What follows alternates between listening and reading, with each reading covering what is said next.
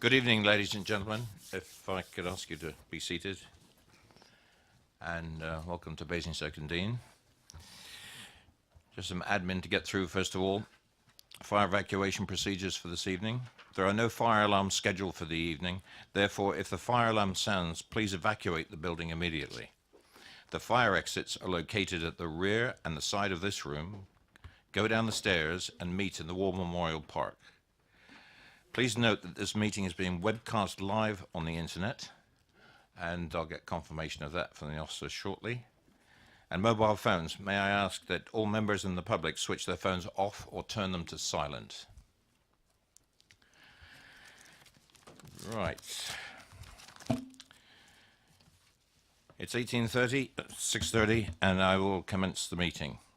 For the benefit of the members of the public attending, I would like to explain who everybody is around this table. My name is Councillor Paul Miller, and I am the chairman of the committee. Down the sides of the table, to my left and my right, are councillors who sit on this committee and who will be making decisions on the applications before us this evening. Immediately to my left and right are the officers who will be advising councillors. In addition, I would like to explain that the Development Control Committee is a regulatory committee and not a political meeting. The committee will be examining the evidence brought before us tonight and will make decisions based on planning reasons. We are guided by national and local planning, policy and guidance. May I ask all speakers, including visiting members, to speak clearly and to return to their seats once their presentation is complete and following any questions from members of the committee. No further dialogue between members of the committee and speakers will be permitted once questioning has finished. May I ask all committee members to avoid repetition and to keep any comments on each planning item to a maximum of 4 minutes. I understand that planning can be emotive and ask that everybody remains polite and professional throughout the evening. Now we turn to the agenda items in order, and I'll take apologies for absence and substitutions. And Councillor Harvey. Thank you, Chair. I am replacing Councillor Hood this evening. Thank you. And if I may, Councillor Sherlock, you're replacing Councillor Marion Tucker. And for the committee's benefit, Councillor Mrs. Court will not be here. Just to keep you up to date, she still is suffering from rather severe complications from a surgical operation she had at the end of last year. And she's under doctor's orders not to leave the house at the moment, but we hope to see her back as soon as she's able to. Declarations of interest on items on the agenda. Councillor McCormack. Chair, did I see you on Russia Today as a property expert the other week? Not a property expert. I was being interviewed about various questions that were being asked on comments made by some political... it's RT News, yes. It's not the first time I've been on that news station. I'm not a property expert, by the way. Declarations... Just out of interest, Chair. Do they pay councillors to go on Russia Today? Absolutely not.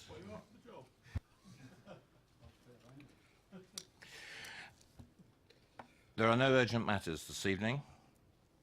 Minutes of the meeting held on the 10th of January 2018.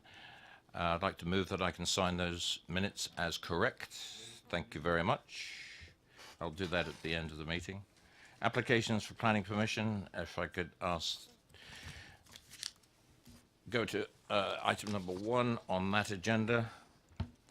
And if I could ask Wendy Gavin to come forward, please. Good evening, Wendy, and the officer will be introducing the application. Thank you, Chair. Site address, Park Farm, land at Park Farm Station Road, Oakley. Proposals for outline planning permission for up to 48 new homes, with all matters reserved except for means of vehicular and pedestrian access. In terms of an update, so in front of you, you've got a summary of the viewing panel. Some amendments to the planning obligations been sought for development, and there's been an amendment to condition 1, condition 15 and condition 26, points of clarification really. And on page 64 of the agenda, the site access proposal was incorrect, so that's been updated and corrected. And on the back of the update paper, you've got the correct site access proposal. Thank you very much. And Wendy, for the Parish Council, you have 4 minutes. Good evening. The Park Farm site is one of the allocated sites recognised in Policy 3 of the Neighbourhood Plan for Oakley. This outline application complies with Policy 4 of the Neighbourhood Plan and gives pedestrian access to the Highland Drive estate. The developers are planning to update footpath 9, which will give residents on this site direct access to the centre of the village and the schools. Waits have consulted fully with the Parish Council regarding this application and have listened to the request to move the vehicular access on Station Road further south of the railway bridge in order to make it safer and to extend the sight lines at this new junction. The Parish Council also understands that Hampshire County Council is working with the landowners at the southern end of Station Road to eliminate the current problem with flooding in that area. As there will be additional access onto Station Road and a metalled footway from the new access northwards towards the railway bridge, a 30-mile-per-hour speed limit will be introduced on Station Road. Having looked through the objections from the residents, some are going back to before the neighbourhood plan was made. For example, why do we need more housing in Oakley? And as we know, this particular application is totally in line with our neighbourhood plan. And some are worried about vehicular access to the site coming through from Highland Drive. The Parish Council has frequently confirmed to residents that the vehicular access through Highland Drive has never been considered and that the access will be through Station Road as is stipulated in the neighbourhood plan. Well, following all of that, the Parish Council supports this outline application. Thank you. Thank you very much. If you could turn your microphone off, please. Questions for the Parish Council members? Councillor Harvey? Could I just ask, in terms of the consultation, I know we criticise it often with developers, did they do a public consultation as well, or was it just with the Parish Council? Thank you. Any more? Yes, Councillor McCoy.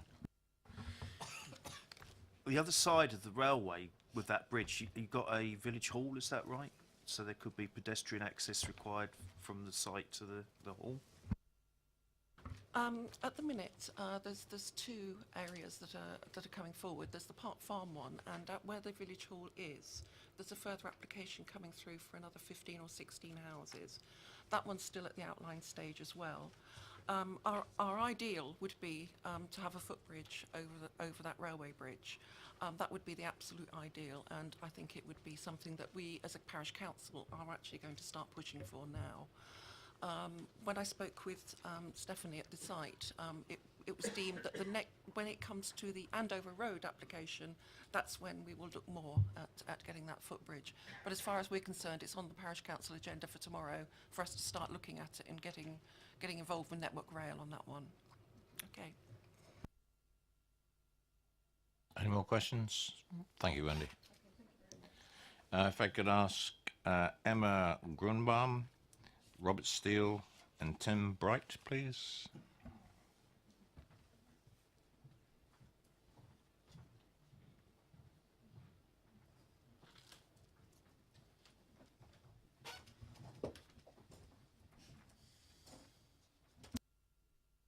Good evening, and you have 4 minutes. It's that silver button. That's it. That's the one. Hello. Firstly, I'd like to congratulate Oakley Parish Council on their achievement of getting a neighbourhood plan formally made. This plan formed the basis of the scheme that you see before you, and I'd like to thank the parish for their time in helping us to create a scheme that reflects the community aspirations for this neighbourhood plan allocation. Chairman and members of the committee, thank you for the opportunity to address you this evening. I am Emma Gruenbaum from Waits Development, and I'm joined by Tim Bright from iTransport and Rob Steele from Savills, and together we can answer any questions that you have. As you have heard, the site comes before you with a full recommendation for approval and a clean bill of health in respect of all technical and planning matters. The site, which was allocated for housing in the Oakley and Dean neighbourhood plan, will deliver up to 48 new homes, including 19 much-needed affordable homes for rent and shared ownership. And this is in line with both the local plan and the neighbourhood plan. I can confirm that the site is suitable, available and deliverable now to assist the council in their housing need. We have worked closely with the parish and officers and responded to comments from all, including local residents, and this has resulted in the many amendments we've incorporated with this valuable input, such as providing additional pedestrian and cycle linkages, increasing the central kickabout area in the centre of the development, relocation of the drainage basin to improve the value and function of this open space, etc. We have prepared an indicative layout to illustrate how new homes will sit comfortably on site, informed by the neighbourhood plan policy and the rural character and setting, respecting views to and from the conservation area. You will note from your officer's report the substantial package of benefits targeted at local community facilities, and this is a testament to the success of neighbourhood planning in action to identify, then deliver village improvements, such as £249,000 towards Oakley infant and junior schools, plus a further £7,000 towards the school travel plan, 10 allotments with car parking provision on site, and just under £37,000 towards the maintenance and improvement of the cricket club and the provision of the on-site kickabout area, as well as £16,000 towards the maintenance and improvements sought at footpath 9. We propose the vehicle access from Station Road to minimise traffic through the village centre, as supported by the Parish Council and reflective of the wishes of the community through the neighbourhood plan process. During the application process, the proposed access has moved further south, as mentioned earlier, away from the railway bridge, and this is in response to comments from officers and the parish. There are no objections from highway consultees. A pedestrian footway will be provided along 1 minute. Station Road, as well as new links to the existing foot and cycle routes, intended to reduce the need for short car journeys and make this western side of the village more accessible. Waits Developments is delighted to have had the support of the officers, and it's excited about its role in assisting the delivery of this neighbourhood plan allocation to bring high quality new homes and facilities to the village. In arriving at the recommendation before you, your officers reiterate again the weight in favour of this site coming forward, and we therefore respectfully request permission is granted. Thank you. Thank you very much. Members, any questions to the applicants? Councillor McCormack. Forgive me, I may have missed this, but are you going to be giving a contribution to the footbridge that the parish council want in place over the railway?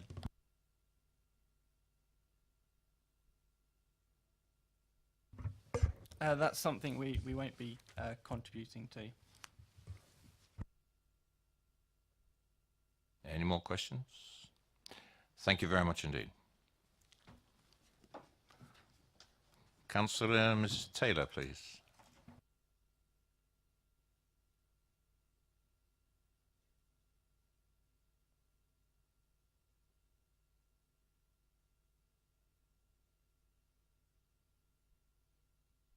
Okay, we will move on.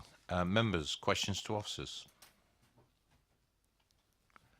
No questions to officers. In that case, debate. And if Councillor Weeks, we're going to move the recommendation. Any seconder, please? Councillor Robinson. It's been moved and seconded for approval. All those in favour?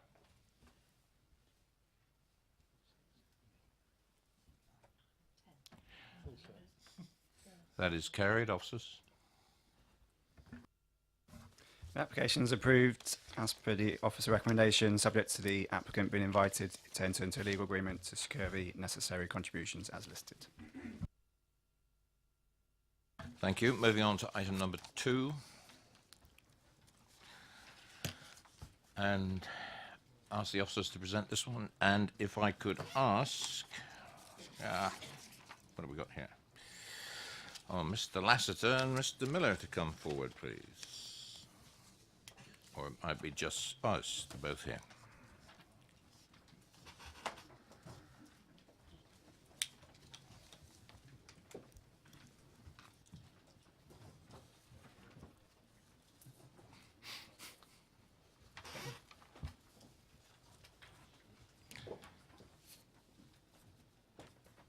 Can I ask the officers to present this? Thank you, Chairman. This application is for Units 1 and 3 at Weybrook Farm in Sherborne, St John, where we are considering the change of use of an agricultural store to commercial B8 use. If I bring members' attention to the update paper, which contains a summary from the viewing panel and an update with regards to the impact on the public right-of-way. I've got nothing further to add. Thank you. Thank you very much. Gentlemen, you have 4 minutes between you. Thank you, Councillor, and thank you for the viewing panel for visiting on Friday. I'm pleased that you were able to see this site and its relationship with the objectors' houses, the golf course and the A340. It is acknowledged that there were amenity issues as a result of activities of a former tenant of Unit 2, but that involved storage in one of the external compounds, the use of the access closest to the house and working at unsocial hours, including Sundays. That was back in 2014. The current application relates only to the buildings and not to any external areas, and you'll have seen that the access is well away from the neighbours' houses. I generally commend the officer's report, apart from the paragraph relating to parking, which suggests there would be an over-provision. That's not right. We show 19 spaces, not 17 as stated in the officer's report, because that is the requirement to serve the 4 units. However, those who visited the site on Friday were advised that Units 2 and 4 are tenanted and fully occupied for storage purposes, yet there was no external parking at the time of the visit. That was not pre-arranged. From time to time a car or a van may visit, but on Friday councillors will have seen there were no parked cars or vans on the site and no activity taking place other than storage within the buildings, and that is typical. Since the 2014 experience, the applicant has made sure that the buildings are only let to tenants who comply with the hours restrictions, don't generate significant traffic and cause no amenity issues. He'll apply the same considerations to Units 1 and 3. Thank you. Thank you very much. Members, questions to the applicant? Yes, Councillor Robinson. Thank you, Chair. The restricted byway that's shown to the sort of north of the site, on the plan I've got in front of me, it just shows it as end. Does that exit join onto your entrance and then pass through onto the road?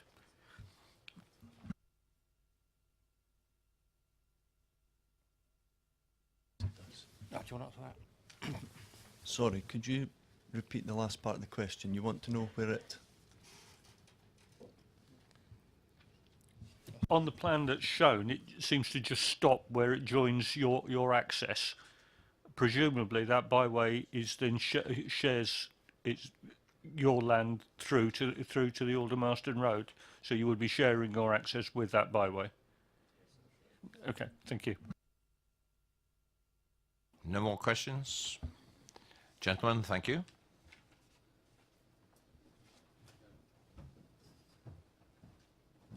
Members, questions to officers? No questions to officers. Any debate? Councillor Shiller. I'll move it for approval. It's been moved for approval. Seconder, Councillor McCormack. Thank you. All those in favour of the officer's recommendation? Thank you. That's carried. Officers. Thank you, Chairman. That application has been moved for approval, subject to the conditions and informatives as listed within the agenda. Thank you. Thank you. Moving right on. We have a fairly long agenda tonight, and there will be a break later on, but we'll see how we go. So, on to item number 3. And can I ask Margaret Oram to come forward, please?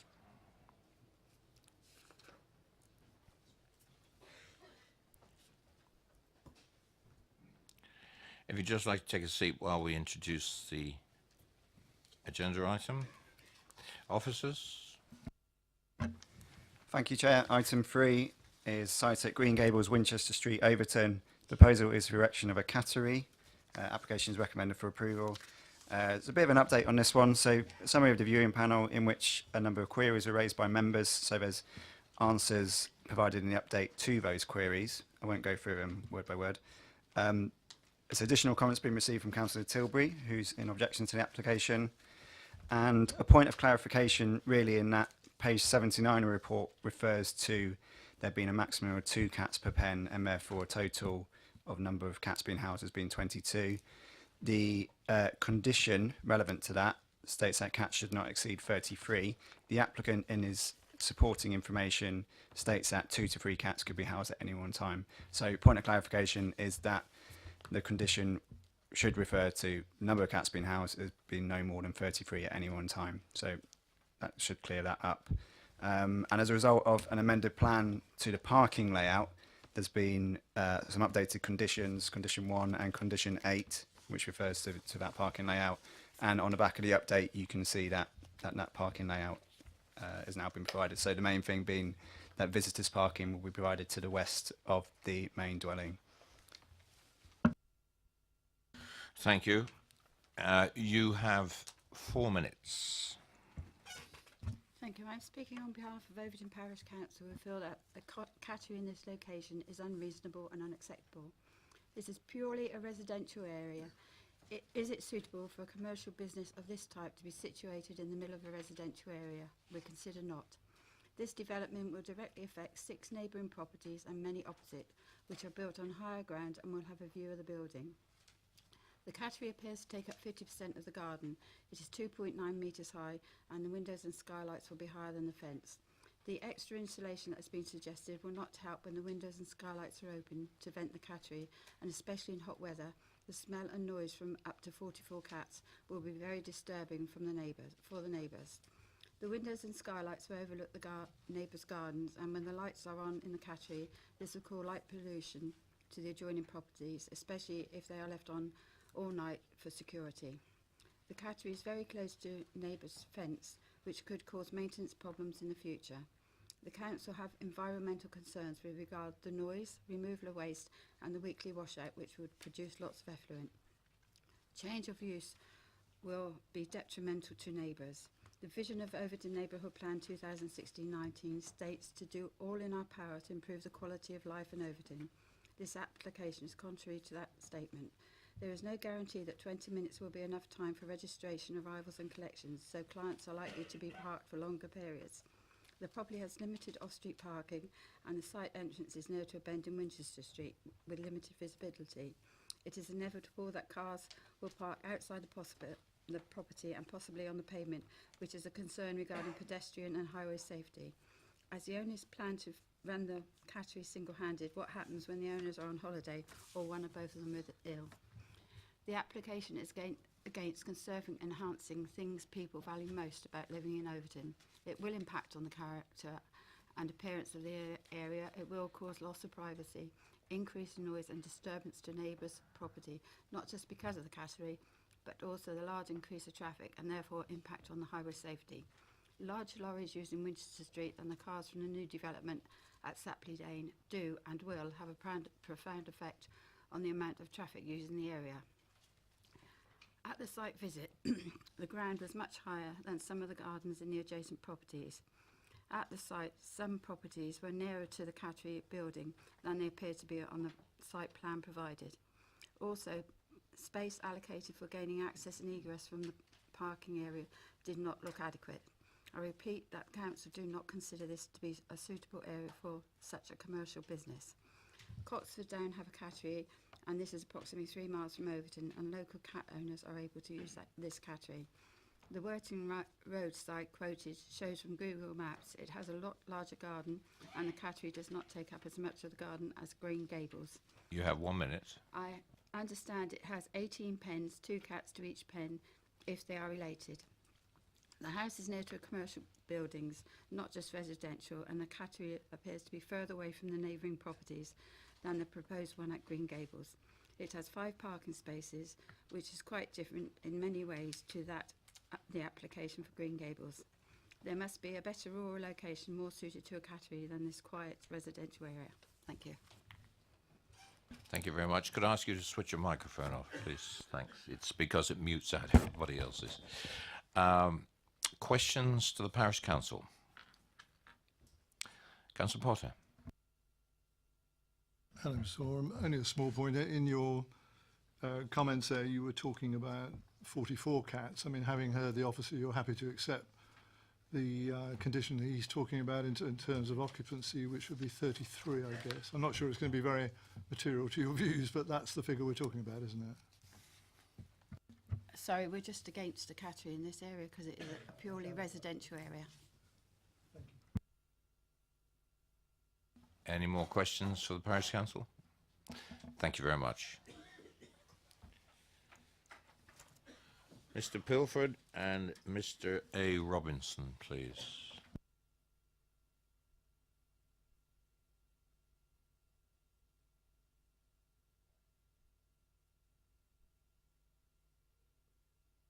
Gentlemen, you have 4 minutes between you, however you want to split it up. My wife and I live at Three Ways, which backs onto Green Gables, and I've been asked to speak on behalf of all 19 neighbours that wrote in to object, and many are here tonight. That should give you some indication of the strength of feeling and anxiety that this application has caused. At 16 metres long and 9.5 metres wide and 3 metres high, this is a massive building. It's spanning 125 square metres, and it's going to take up over half of the garden.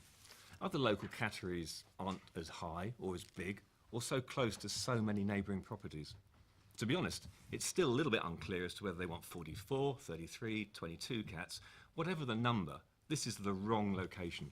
Catteries are better located away from residences on a farm or a small holding, not slap bang in the middle of a residential area. The Development Control Committee's own agenda report states that the site lies within a residential area. This proposal is a fundamental change in use from residential to commercial and simply not appropriate in size, scale or location. Green Gables is on a major bend and unusually it's adjacent to 6 other properties with a further 10 houses on a line of sight directly to the cattery. The increase in vehicle traffic for 44 weekly drop-offs, primarily at a weekend, cannot be managed by an unproven appointment process that just simply won't be adhered to. This will result in cars parking on the only pavement on a dangerous bend with the inevitable risks to pedestrians. Even the best sound insulation cannot protect against open windows and doors, so our summers will be terrorised by the noise and smell of homesick cats, females on heat and prowling tomcats. Also, there's very little provision for how waste will actually be managed on site. Where's the market research to support the claim that another cattery is actually needed? And if run by the proprietors, how will it bring new employment to the village? So how exactly will this improve the quality of life in the parish? Topcat cattery is cited as a comparison which is misleading, as there are fewer neighbours around it, it's opposite an industrial estate, Topcat only has perhaps 20% of the garden taken up by the cattery, and it backs onto garages, not houses. It's disappointing that the applicant has not engaged with any of their neighbours at any stage in this process, and we recognise that the committee have a challenging task, but we urge you to not be influenced by any previous cattery approvals that may be argued as setting a precedent. As stated in the Development Control Committee's own report, each application will be assessed on its own merits, and we urge the committee to do so in this case. Thank you.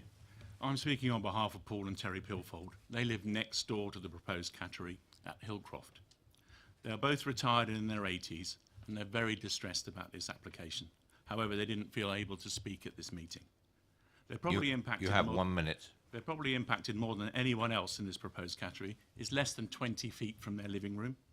Notwithstanding whether a commercial premises should be allowed in the middle of a residential area or any detail regarding planning rules, I wanted to understand a number of points. 1, noise and light pollution. It's a big unit very close to their house.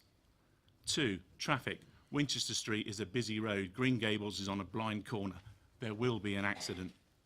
Even for the visit from the planning committee on Friday the 2nd, the Pilfolds were disturbed because no one had anywhere to park. The size of the unit. Supporting documents refer to low rise and in keeping. The site is elevated. You look up to it. This unit is 10 feet high, 50 feet wide and 30 feet long. Hardly a garden shed, more of an industrial building. It takes up most of the garden in Green Gables and will be an eyesore and a nuisance. Smell and waste. 44 cats, 33 cats. Even Marwell Zoo doesn't have that many. It's totally unsuitable for the area that's proposed. It should be on a small holding outside the village. Thank you. Thank you very much. Committee members,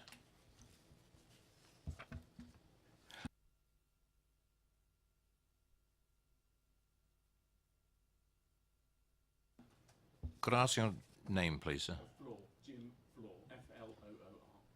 Thank you very much. Members, questions to the objectors? Councillor Robinson. Thank you, Chair. With your, obviously, your knowledge, local knowledge, could you give me some estimation of the height difference between the garden of Green Gables and Faenza? I noticed Faenza is a lot lower. Can you give me any sort of idea what that difference in height is? I mean, I've never been in Faenza's back garden, to be honest, but there is a drop. Overton's on a hill, so you've got the properties the other side of the road that will look straight down the Cattery, and Faenza is beneath. So it's going to be really, really obtrusive to them because they're backing right on to what is, they'll see 16 Velux lights, the windows, it's above a fence line, it's 3 metres high, it's 2.95, which is good as 3 metres high. It's really, really obtrusive. Any more questions? No, thank you very much, gentlemen.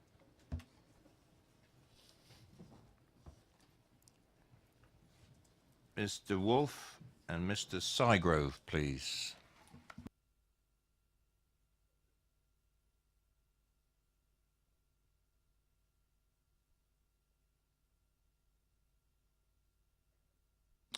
You've got a silver button and just at the base of the microphone, and you have 4 minutes between you. We'd like to say that this seems to be very emotive as far as the village are concerned, and we'd like to put their minds at rest if we possibly can. I think a lot of the questions, a lot of the objections have been answered in the documents you have before you, and we weren't prepared for someone to actually come in and say what the objections were. But to answer some of them, as you can see from the site, it's as we inherited it when we bought the house. We bought the house from an old couple, and it's pretty much derelict. So anything we do to that is going to be an improvement. As far as the Cattery is concerned, it's going to be a very small commercial venture. We will only have a maximum of 33 cats in 11 pens, which is 3 to a pen maximum. We don't expect to have that many at any time. Our busiest points will be Christmas, Easter, and summer holidays. We also expect, if we do have quite a lot of cats in the Cattery, that the drop-off and collection will be staggered by appointment.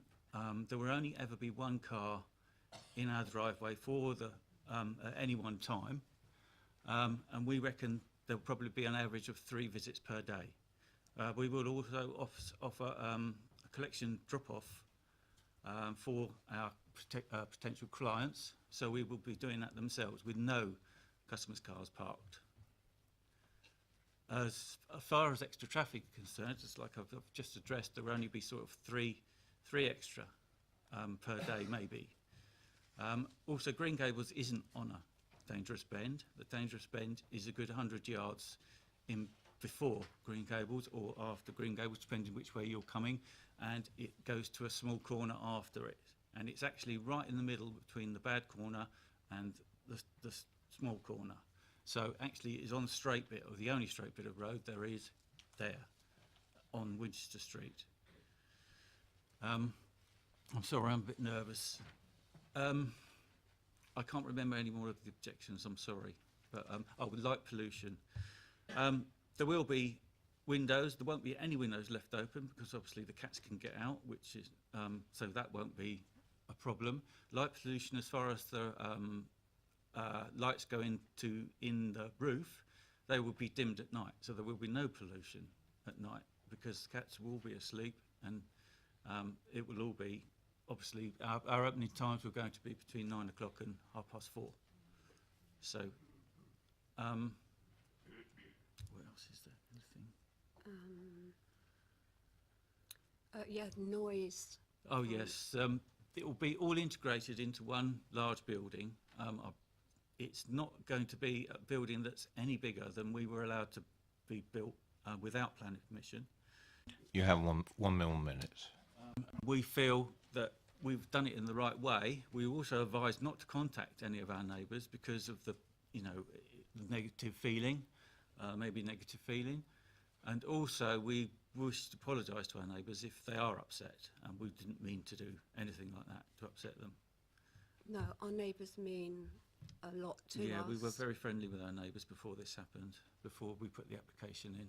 But everything will be screened, so... Yes, everything will be screened and landscaped, and all the issues that we inherited with the house, like the hedge at the front, the driveway, the gateway, the crumbling curb at the front of the house, which was put down in the 50s, will all be addressed. So it will all be improved, along with the cattery. Okay, well, just running out of time, so it's perfectly planned. Turn your microphone off, please. Thank you. And members, any questions for the applicants, please?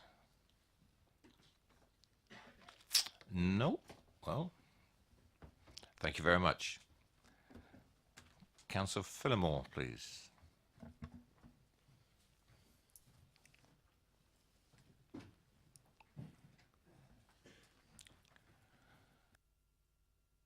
Councillor Phillimore, Ward Councillor, good evening.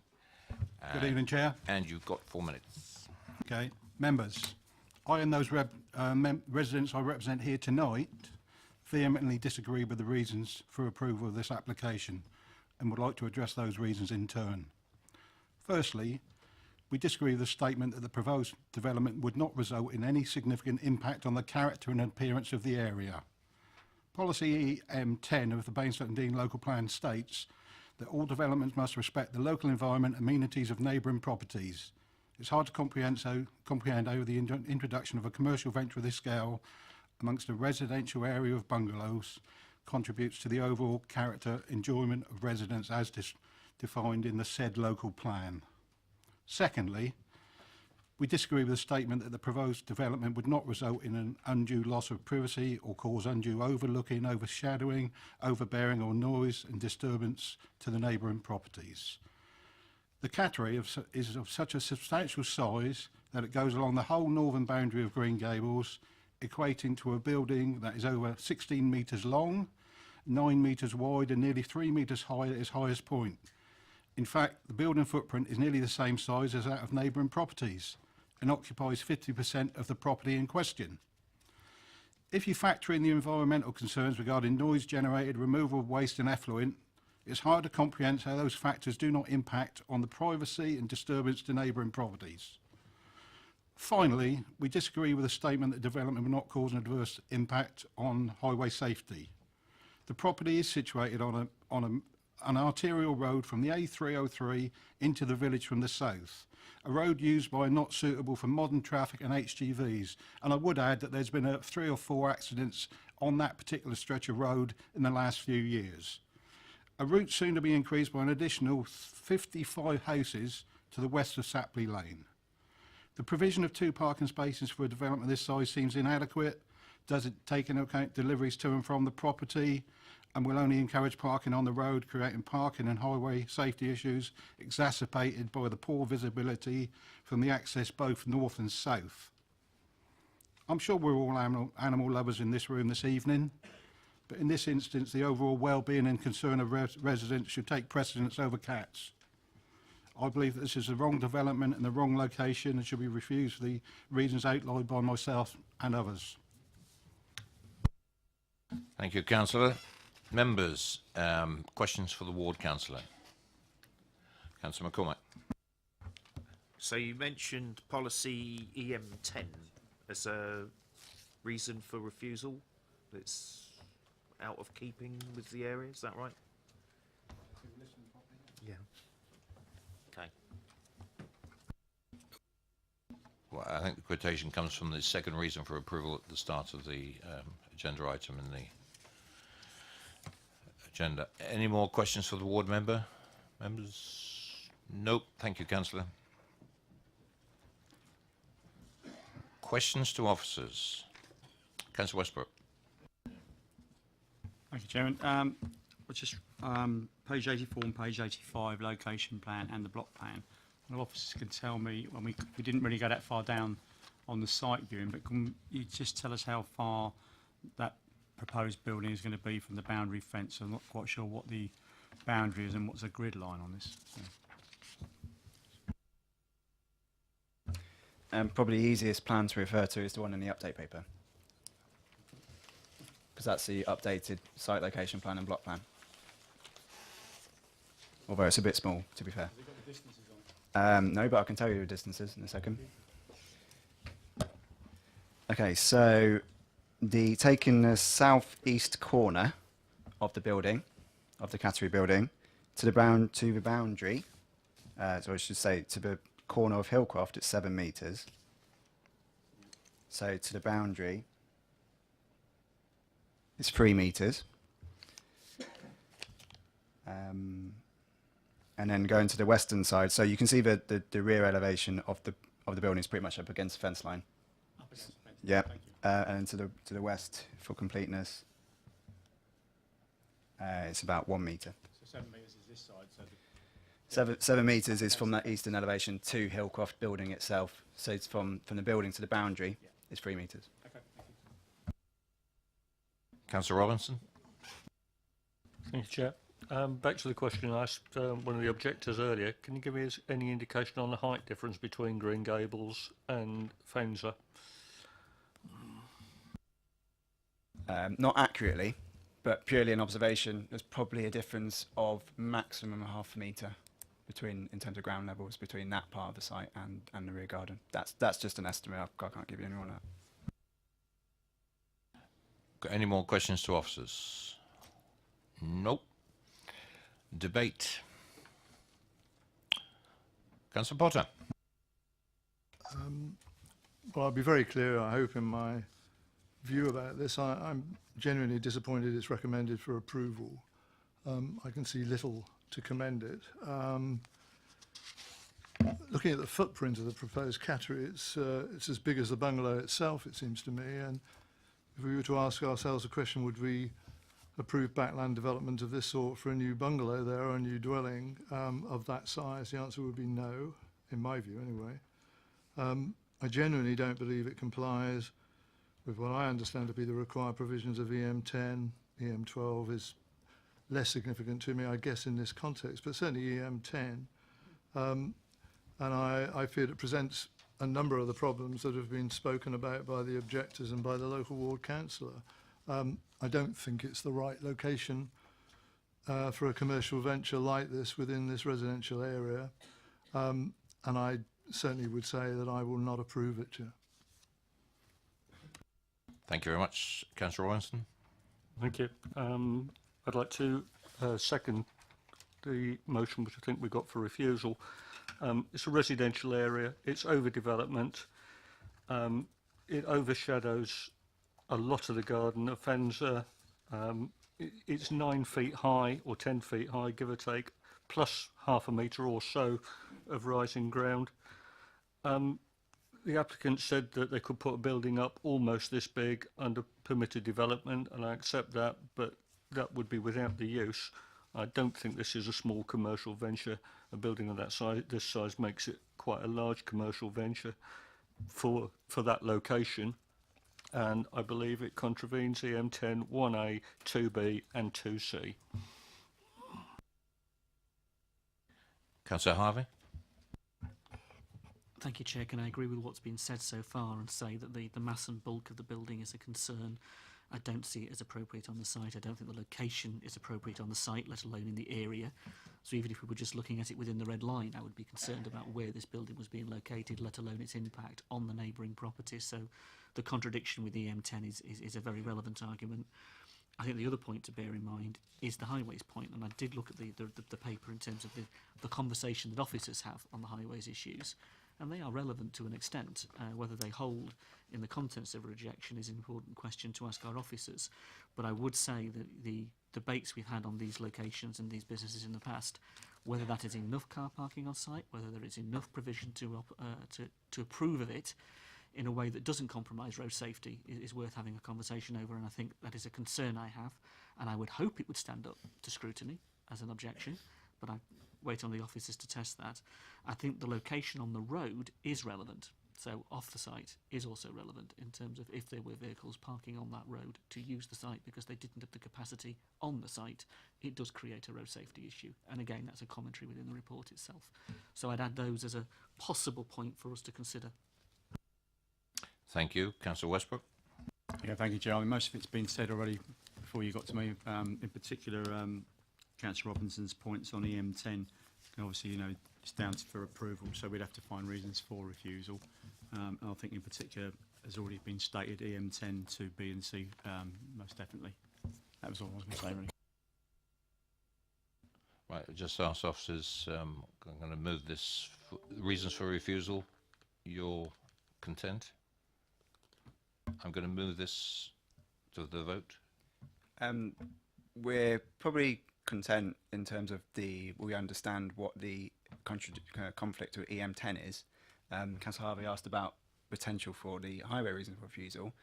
My opinion is that it isn't something you could refuse on highway safety grounds, merely because of what's expressed in the report and about how there is on-site parking to turn in. There should be no conflict with existing highway network given the scale and use of the site. And also in terms of visibility from outside, you can condition that. So if you can resolve an issue by conditions, you shouldn't be putting as a reasonable refusal. So my advice would be a highway reason for refusal wouldn't stack up at appeal, but the choice is yours. Thank you very much. Oh, please do, Mike.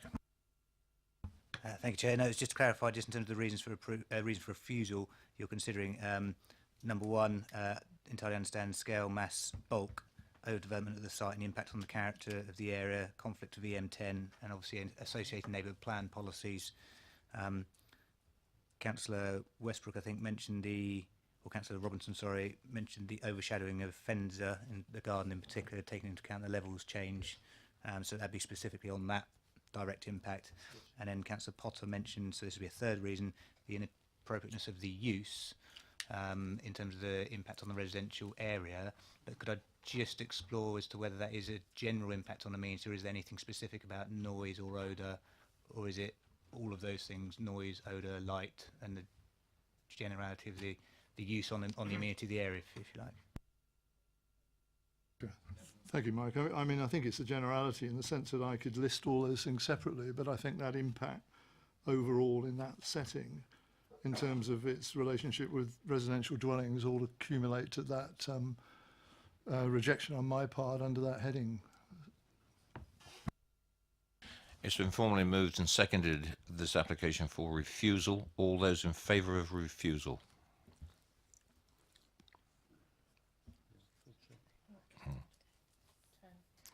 That is carried. Officers? Thank you, Chair. So the application is refused for 3 reasons: the impact on character of the area, impact on forensic, and the poor relationship of the building, and adverse impact on neighbouring properties.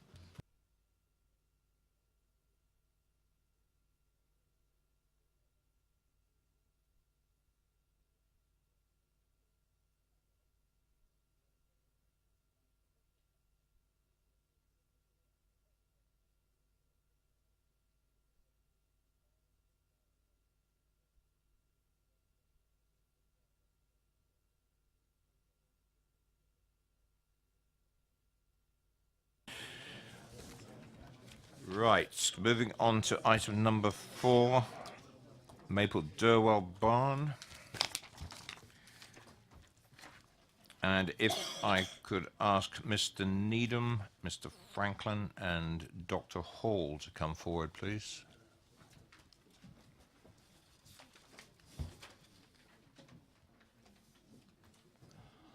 Or maybe just one. Mr. Franklin, good evening. If you'd just like to sit tight, and we'll introduce the item. Whoop.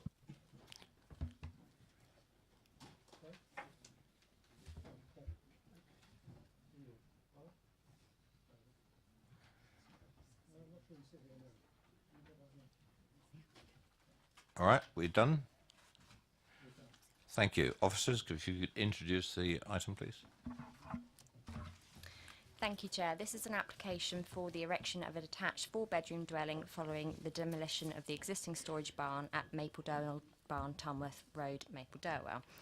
The update paper on page 11 outlines some additional comments received from the Parish Council, and then if you turn over, there's also some amendments to condition 10 in terms of the number of vehicles, and an additional condition, number 14, to capture sight lines. The application is recommended for approval subject to conditions. Mr. Franklin, you have 4 minutes. Thank you. I represent the 14 objections in the near vicinity that were raised in connection with this application. There are several reasons why we object to this development. The proposed development is a departure from the local development plan. This fact was recognised as the press notice issued by the council made clear. Maple Durwell lies outside the settlement policy boundary and is therefore in open countryside. None of the criteria that would permit development under Basingstoke and Dean Council Policy SS6 apply in this circumstance. This application must therefore be seen as non-compliant with the development plan. We strongly disagree with the interpretation that this land is classed as brownfield land. This site has never been a brownfield site. It has always had the appearance of agricultural land. The certificate of lawfulness for the existing building granted just over 2 years ago is unambiguously clear.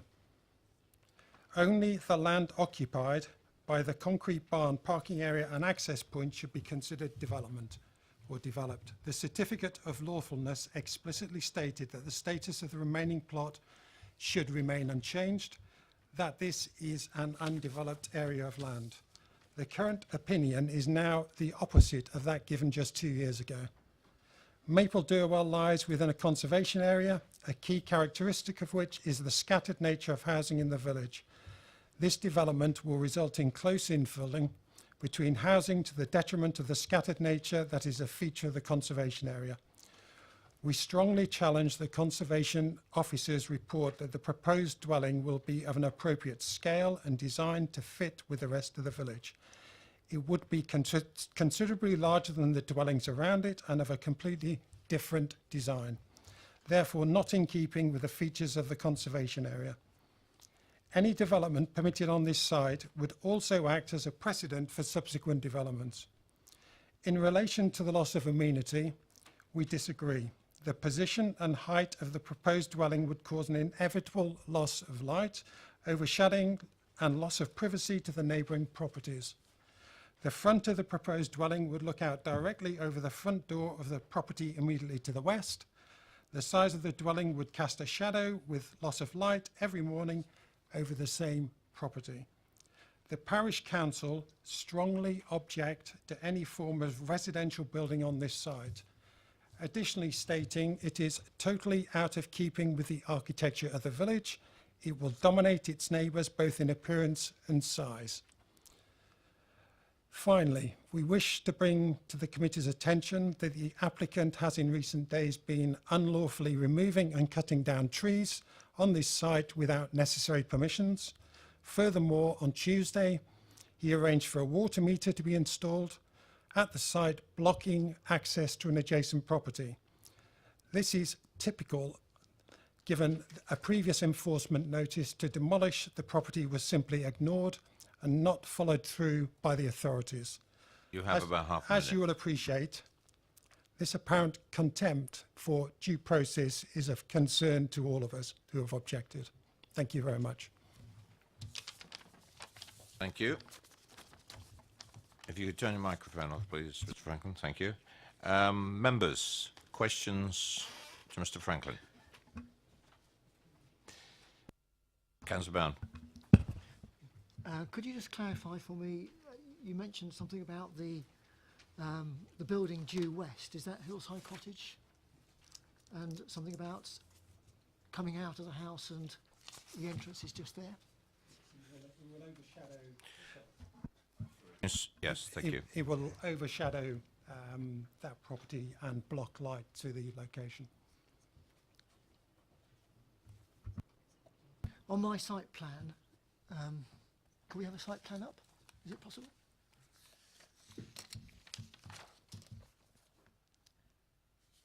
That's the one.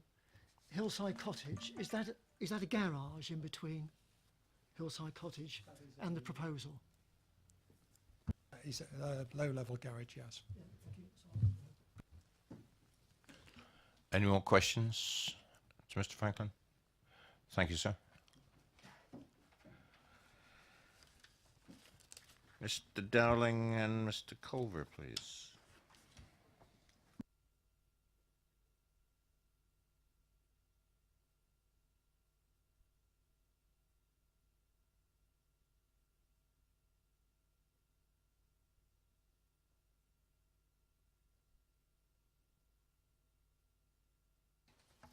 Gentlemen, good evening. You have 4 minutes between you, and I think Mr. Dowling knows how to work with the microphone.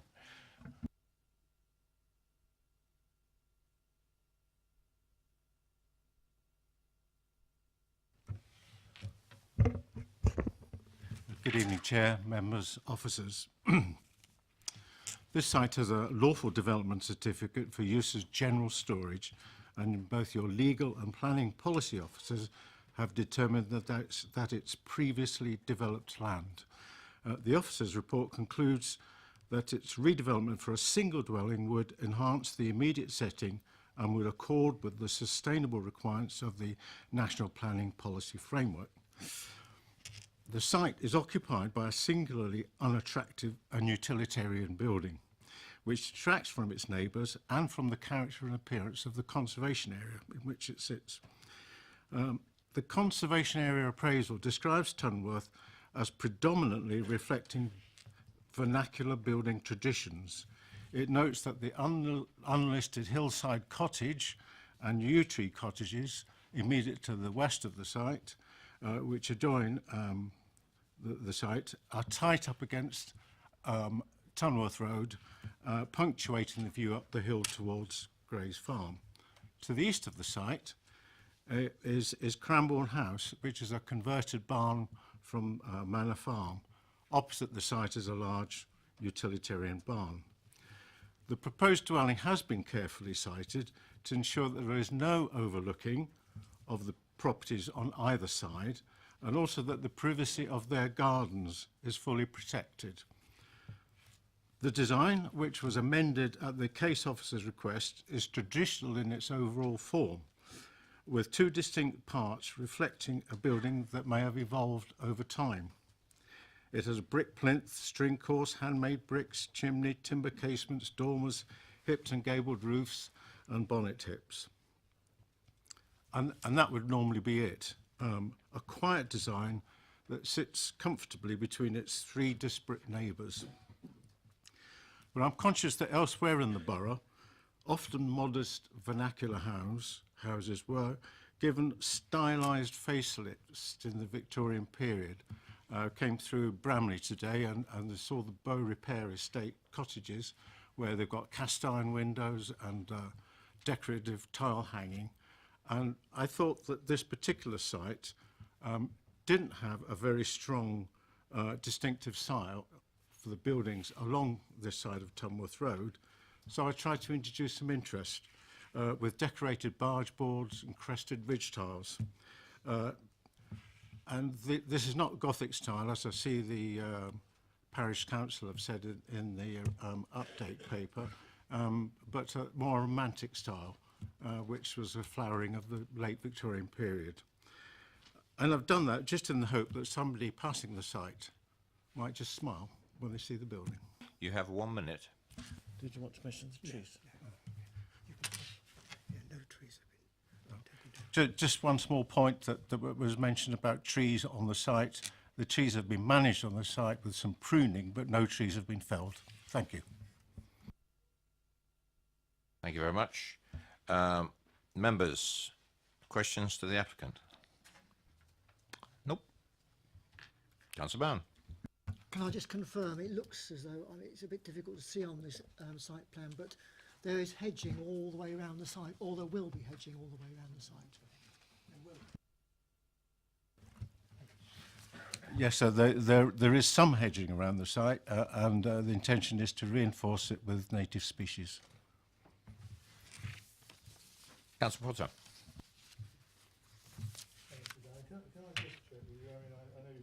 Could I ask you to turn your microphone off, gentlemen? Oh. Thank you. Sorry. Yeah. Hello, Mr. Dowling. Can I just check, and I know you've made mention of it, but I can't see any Gothic features within the design, personally. Not that I'm the expert you are, but you presumably would agree with me on that. I know you described it in a number of ways, but Victorian perhaps, but vernacular, but I can't see the Gothic element, can you? No, there is no Gothic element. It's a romantic element. Gothic is obviously much more pointed, like Strawberry Hill Gothic, but this is much, I think, much later than the Gothic period, when the Victorians started to romanticise cottage living, and they, for example, as I mentioned on the Bow Repair estate, it's got very attractive and distinctive cast iron windows on all the estate cottages and scallop decorated barge boards. And I just wanted to give the site a bit of a lift. Thank you. Any more questions to the applicants? Nope. Thank you very much, gentlemen. Councillor Goodison, you are a ward councillor for this. You can either speak now as a ward councillor, reserve it to later, speak now as... Oh, yeah. Thank you, Chairman. Right, speaking as a ward councillor, I mean, you will all have, I'm sure, seen this statement produced by the parish council, and it's reproduced in the other document that we've all got here.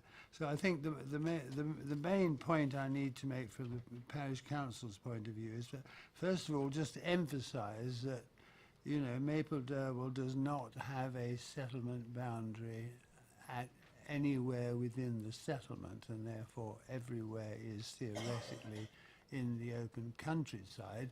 Of course, we're all aware of the fact that under the NPPF brownfield sites, on a brownfield site, there is a presumption in favour of development, and the parish council, as far as I understand, do not wish to dispute that there is that classification in the NPPF where brownfield sites are concerned. What they strongly object to is the idea that this whole site has been given the classification of a brownfield site. I mean, they would like to point out that while they're disappointed that the building and the associated driveway were given B2 status as developed land when they should have been disposed of and fell, but nevertheless they weren't, and maybe the parish council's partially to blame for that, for not insisting that the enforcement take place. But that is only 10% of this plot. The other 90% is and has always been open, green, agricultural land. And they would dispute whether it's legitimate to, for our legal department, for reasons best known to himself, who seem to have formed the view that the whole site can be classified as development site. I think the parish council, I mean, they may be describing it as Victorian Gothic style, may not be correct. I'm not an architect, so I can't comment on that. But I think the point that the parish council would wish to make is that they strongly disagree with reasons 2 and 3 for an approval. 2, the proposed development would be an appropriate design and relate to the surrounding developments in a sympathetic manner. They feel very strongly that this does not relate to, this is not appropriate design, does not relate to the surrounding developments. And they also strongly hold the view that the proposed development, that does not preserve the character of the Maple Durwell Conservation Area and setting of nearby designated and non-designated heritage assets. So it does not, in the parish council's view, complement the conservation area, and they are very zealous in attempting to protect that conservation area. So I know this is a difficult one because the planning department have decided that they wish to suggest this for approval, but I think I would hope that all councillors here will be willing to look at the fact that this could, if this is passed, it could establish a precedent for saying, well, almost any greenfield plot in any village which does not have a settlement boundary, you know, could have an application passed, which is not what our local development framework plan states, which quite clearly states that unless there are special factors involved, there are to be no new builds in outside settlement boundaries in the open countryside. So I think, even I'm sure I'm correct in saying that the parish council would not object to 10% of the plot being built on. They do strongly object to this entire plot being built on, and they would hope that the applicant might go back and come up with a very, very much smaller development, only incorporating that part of the plot which has, rightly or wrongly, been designated as a brownfield site. Thank you. Thank you very much. These questions to the ward member?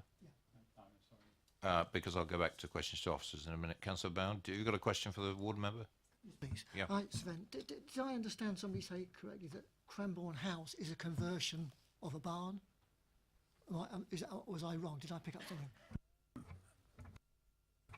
I can't answer that question, because I'm not familiar with that. You'll have to ask one of the previous applicants. I actually live there. It's actually a cattle shed. It's a shed. So I It's got didn't. tractors in it. Did you hear that response? I missed. Did you? No, I didn't. Sorry, could I? Look, it's between Councillor Bound and Yeah. Councillor Goodison. You'd have to answer because So I understand. It's a.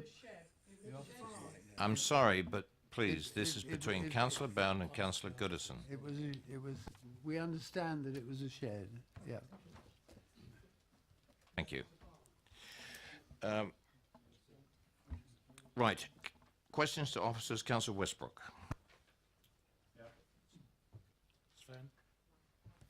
I'm sorry. Okay, thanks, Chair. I have two questions, really. I'm going to define it, but it says that the conservation officer had no objection subject to conditions. I couldn't find any commentary from the conservation officer, and I wonder what the conditions might have been. And secondly, really have some clarification on the legal position in relation to the percentages of the lot which makes it brownfield. That makes sense. Yeah, I think that's two questions. One to this side and probably one to our legal advisor. So, Steph? In respect of the conservation comments, they're summarised in the heritage section on pages 96 and it spills over to 97. We were discussing earlier that we don't summarise verbatim, but they are on the website. The conservation comments were they have no objection subject to the quality of materials, so either scheduled materials or samples, and joinery, so that we can be sure that the openings, the doors, the windows are of a suitable appearance in terms of glazing, the shape of the bars, things like that. Thank you. And Wendy, you've got a question on the certificate. Would you like to repeat? What? Which way do? Who wants to answer that one? Stephanie. Okay. Sorry, I'm happy to continue on that one as well. So there's a section in the report under the relevant planning history on page 93 that outlines there was a lawful development certificate back in 2015. The legal officer's view was that at that time there wasn't sufficient information provided about the use of the entire site, not that it hadn't been used for 10 years entirely, but they produced sufficient evidence for the barn for 10 years, and they drew a slightly smaller line around the barn as to what they accepted to be previously developed land for storage use. Discussing this with legal colleagues, external legal, so it was counsel advice, that certificate is valid. spoken to the planning policy team. There isn't a set percentage of the site in terms of what we can consider. We consider it to be one planning unit, and this seemed like a reasonable portion of land to consider as previously developed. Councillor Robinson. Thank you, Chair. Could you just confirm the other properties around there, Ambrenon, Manor Farm Barn, and the unnamed properties that are across the road, the other side of Tunworth Road? Are they all in residential use, or are any of them agricultural, or are they commercial? So the properties that you've listed from U2 Cottage up to Manor Farm Barn, as you can see on the site plan on page 104 of the agenda, they're residential neighbours. Some of them are set back further, like you can see with Cranbourne House, but it's much in a residential context. That's the way you read it. This barn is set back from the road, as you can see from the photographs, but it's in a residential portion of Tunworth Road. And the ones the other side of Tunworth Road that aren't named at all, are they residential as well? Page 103 is probably the best. I believe so, that's my understanding, but I'm not sure if I got a photograph looking that way at all. Okay, thank you. Councillor Potter. I think just a question probably for the legal officer, but for the colleague planners as well. I mean, simply my understanding is whatever the historical views may be about the status of this land, the review that took place and the certificate that was granted in regard to its status in terms of it being considered to be a brownfield site applies and cannot be challenged. I mean, i.e. that is its status, the legal certificate's been granted. As I understand it now, that cannot be challenged. We work on that basis that that's the status of the land that we're looking at tonight, is it? Yes, members. Once a lawful development certificate is granted, then that effectively gives immunity from enforcement action for whatever's gone on that site that would previously have been a breach of planning control. Right. Any more questions to officers? Debate? Anyone got an offering to debate?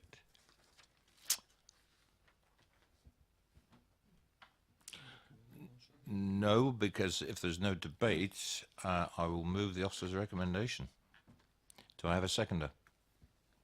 Councillor McCormack. All those in favour of the officer's recommendation for approval?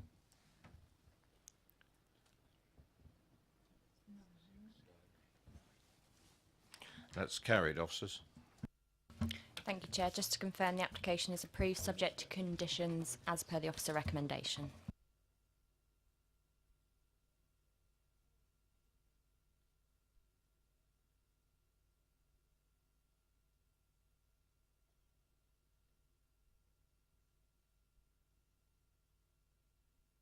Right, item number 5.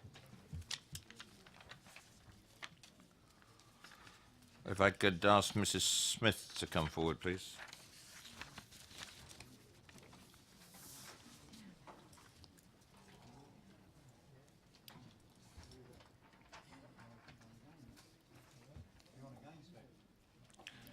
Good evening, Mrs. Smith. If you'd like to just sit down there, and the officer will be introducing the item. Officers. Thank you, Chairman. This application is for a site of 39 Blenheim Road in Old Basing. The application comprises the erection of single-storey rear extension and extension of the existing roof to form additional living accommodation at the ground and first floor level. Before we go into the report, I would just bring members' attention to a small verbal update that I have. On page 109, under the paragraph that describes the proposal, on the third line down, there is reference to an elongation of the ridge by 4 metres. That should actually read 3.4 metres. There's nothing further on the update for this item, which is recommended for approval, subject to the conditions and informatives listed within the agenda. Thank you. Thank you very much. You've got a button at the base of on the silver base of there, and you have 4 minutes. Right, I just really want to express our very strongly our objections to this development for the following reasons. The previous owners were refused planning permission in 2009, 2010 and 11, but it was much smaller and less intrusive, so I don't really understand why this one is going through. I've looked on the website and lots of neighbours are still objecting to this proposal. The existing property is already large with a big roof area. Under the plans, the original bungalow will be used for 5 huge double bedrooms, all with ensuite. The ground floor rear extension is going to be the only living space in this property, meaning it will be very intrusive with increased disturbance and light pollution due to the large skylights, windows and 2 sets of bifolding doors. By demolishing the existing extension and conservatory, then adding a new extension, it will be double the size of the old development. The acute angle of this property to ours means it will dwarf not only our bungalow but the others along the London Road and reach nearly to our boundary fence. The property is also slightly higher than the London Road and the new roof could be at least 5 feet above our 6-foot fence. I can't find any measurements on the plans and don't feel they really show the angle of the property to our houses in the London Road. If the existing roof is extended, though smaller than the original application, it will still overlook our bungalow and the proposed dormer window will look straight into our garden. Since retiring, I spend a lot of time in my garden. I feel if this overdevelopment goes ahead, the garden will be continually overlooked and my privacy invaded. We know people want to improve their properties and perhaps that are happier know if the development used the same footprint as the original extension and conservatory that's there now, we would feel much happier. It's not been easy coming here and explaining our objections. The whole experience has been distressing and it's still causing a great deal of worry and upset, but thank you for listening to me. Okay, Mr. Smith, if you could turn your microphone on, please. I've got one question for you. Can you confirm that you live at number 37? No, I live at number 60. Oh, sorry. No, I live at 63 London Road. The man at 37, I understand, is disabled, so he's not here. Yes, okay. Thank you very much for that. Thank you. Questions from Mr. Smith? Councillor Bound. You've already asked the one I was going to ask, but where is London Road on our map? This one. Could we have a description from the officers? It's related to the plans, so don't you worry. I believe the properties on London Road are the ones to the south of the site, so the ones that are running along the bottom of the page. So to the bottom of the screen when you look at it in front of you. Yes, Councillor Bound. Therefore, which one is the... Sorry, Miss. You switch your microphone off. It mutes out the other one. My one is... Now switch it on again. Oh, sorry. My one is 1, 2, 3 up there, and it's the one that's most adversely affected because the bungalow in Blenheim is just all along the side there. But my one is the third one along, and that extension is going to come right out up to that, nearly up to that boundary fence. And I really object to that. Sorry. Councillor Potter. Chair, I know I always ask these sort of questions really, and I understand the proximity to the boundary fence, but in terms, I guess this is 1 to 500, this location plan, does anybody have an idea about distance from the bungalow in question and the house in question that's occupied by the objector, please? We will just ascertain whether or not we can get that information from the file. Yeah. Thank you. You've got a scale rule, that'll do. Well, they're just trying to have a look, but see if we can do that for you. In the meantime, are there any other questions from Mrs. Smith? No? Then go and sit down. You're welcome, and thank you for coming. And if I could ask Miss Shawley to come forward, please.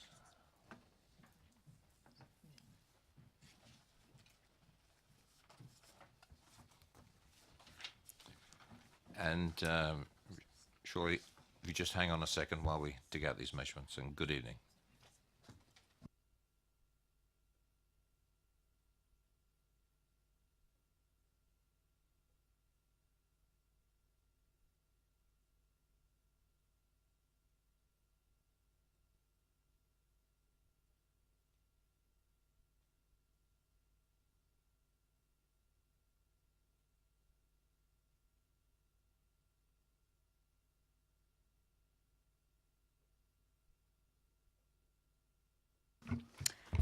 Okay, so in providing some measurements to assist members, if we are taking approximately sort of the midpoint from the rear of the lady's property to the closest corner point of the single-storey extension, that is approximately 22 metres. If we take a similar point from the lady in question's property to sort of approximately the centre of the eaves on the rear of the property, so that's just below the dormer, that is approximately 28 metres, and then to the sort of sill of the dormer, it's probably about 29. All right, Michelle, good evening, and you have 4 minutes. Good evening. As you've already heard from the planning officer, this application was originally for a much larger extension. The application has been significantly reduced in scale and mass, and these new proposals are before you this evening. There were a number of objections to the original application, but only 2 neighbours have actually objected to these new proposals, although the other ones have not been withdrawn. The remaining concerns seem to be from number 37, situated immediately to the north, and also number 61 to the south, and you've just heard from number 63. Number 37 feels that they'll be overlooked, overshadowed, and will have loss of light to their kitchen and lounge. You will see from the block plan submitted that the extent of the first floor accommodation is actually set back 6.6 metres from the rear line of number 37, and the single-storey element of the extension will be set back from the rear of number 37 by approximately 1.8 metres. There is a 4.7 metre gap between the 2 properties. These dimensions prove that there would not be any overlooking or any overshadowing or overbearingness on number 37, and in fact, in a previous appeal, the inspector confirmed that this was the case. Number 37 also raised the issue of the extension being visible from the street scene with an elongated side extension. There is a wide variety of properties along this road, and this built form would not be out of place, especially as number 37 already has an extension of its own at the rear. The remaining letter was from number 61, and at the nearest point, the 2-storey element of the proposed extension would be over 19 metres from the rear of number 61. The actual dormer window itself would be 23 metres away, and if you were to take a 45-degree sight line from the window, it doesn't actually overlook number 61 at all. It just overlooks perhaps the very rear part of number 63. Any roof lights in the side elevations to the extension will be over 1.7 metres high, so they will not be viewable. These dimensions again prove there will be no overlooking, or it will not be overbearing, and there certainly won't be any overshadowing, with number 61 and 63 being to the south of the extension. This application has only really come to your attention because of the objections received opposing the original plans. You have 1 minute. So, given the statements given by the appeal inspector and by the supporting planning officer, I would ask that you approve this planning application. Thank you very much, Julie. And members, do we have any questions for the applicant? Councillor Bowen. At the moment, is the site fenced or hedged or? It's fenced. Any more questions? Nope. Thank you very much. And once again, Councillor Goodison, you are the ward member. You can speak now or later, or Well, up if to I you. may, I'd like to ask the officer a question and then speak. So I'll speak at a later point. That's fine. You can ask the officer the question now and then speak as a ward councillor. Right. Quite happy Thank with you that. very much. Can I ask the officer the extension towards the back over what is currently the conservatory? Can you tell me how much further out that extension is going to be from the footprint of the conservatory as it exists at the moment?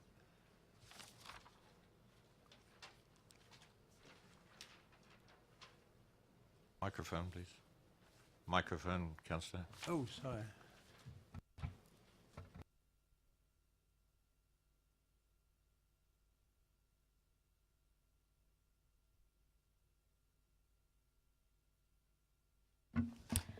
Okay, having just examined the site plan, the extension would extend a further 1.6 metres further out from the conservatory. Right, thank you for that. Having stood in the garden of number 63 yesterday, I would say that with a 1.6 metre extension on the end of that conservatory, the edge of that conservatory at the nearest point to the boundary of number 63 is going to be an absolute maximum of 1 metre. It's virtually going to be up to the boundary fence with number 63. I think what's not easy to perhaps fully appreciate by looking at these plans is that the lie of the land here is such that the application for approval is on quite an acute angle to the garden of number 63, and if it all goes out 1.6 metres, it's going to very much dominate the end of the garden of number 63. And that, I know it's not so difficult to it's difficult to understand it looking at this, but the dormer window is going to be looking more or less straight into the garden rather than up along the end of their garden. So the only comments I would like to make was that the parish council, when they looked at this revised plan, were mindful of the fact that alterations had been made and there were improvements, but nevertheless they still wished to object for exactly the same reasons as they were objecting in the first place. Basically, overdevelopment of the site, skylight dormer will be overlooking the neighbours' gardens, insufficient parking in their view for a 5-bedroomed house. Such a large extension to the building will be out of keeping with the other properties in the road. And as far as Mrs. Smith is concerned, I think, having stood in her garden yesterday, I have to say that this will completely dominate the end of her garden, because it's not easy to fully appreciate it, but it's going to virtually come up to her boundary fence. And I would hope that the applicant might be persuaded to leave the extension on the current footprint rather than bringing it another 1.6 metres out into the end of their garden and up against Mrs. Smith's boundary. That's all I really want to say on the issue. Thank you. Thank you, Councillor Goodison. I've got a question for you. Yes, for you. Did you consider that you might have called this application in for reviewing? I was probably at fault in not calling it in for reviewing. I mean, the original application was objected to by the parish council, and ended up going to appeal, and the inspector, overturned the appeal. So, and then this one has come in, and yes, I was remiss in not bringing it to the viewing panel and calling it in. Thank you. Thank you for the honesty. Questions from officers?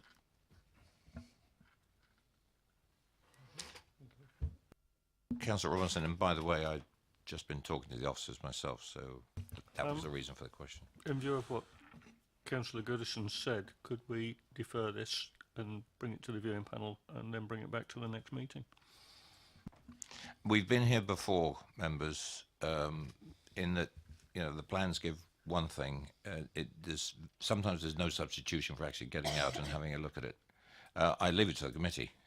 You know, if it's been moved by Councillor Robinson to take this, if you want to go back and see it, I'm willing to take views around the table, and I'll start with Councillor Leeks, Councillor Sherlock, and then Councillor Potter. That's a question to the officers. On the location plan, if we can have it up.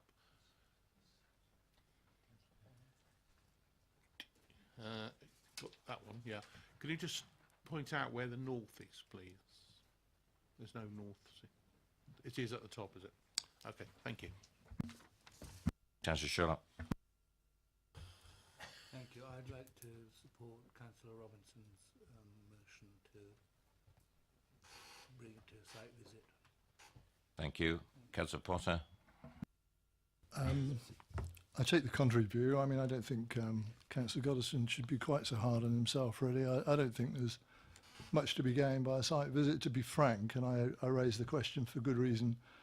It's the proximity of the proposed extension to the dwelling that's occupied by the objector, rather than, dare I say it, the proximity to the boundary fence. There are many properties and extensions that abut boundary lines and boundary fences, and with the best will in the world, and it would apply to me in my own dwelling, unless you're down at that end of the garden, I don't think the implication of that is that severe. I don't think there's anything to be achieved. I can picture it as well as I need, I think, at the moment.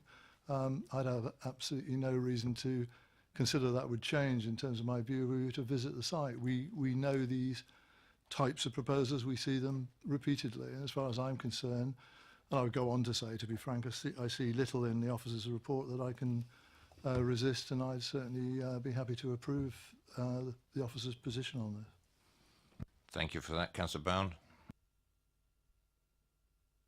Okay. Councillor Westbrook. Yeah, I mean, I take Councillor Robinson's and Councillor Goodison's points, but I mean, looking back to what the appeal inspector said before, I think if you look at I think it's page 112, where it actually tells you the heights before was 6.6, and it's now 5.7. It's nearly a metre lower, and I think the outline on the plan anyway shows you. I agree. I don't think we've gained much by going there personally. So I'm happy to approve it as well.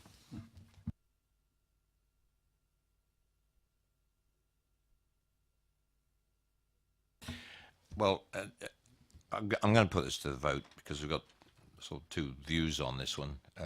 It's been moved to defer this to go to a viewing panel to get a better appreciation of the site. It's been moved and seconded on that basis. All those in favour of deferment?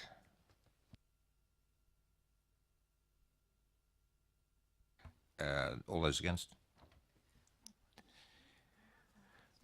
Okay, fine. And I have, do you want any more debate? Because there's been a movement for approval. I'll look for a seconder. Seconded by Councillor Westbrook. All those in favour of approval of this?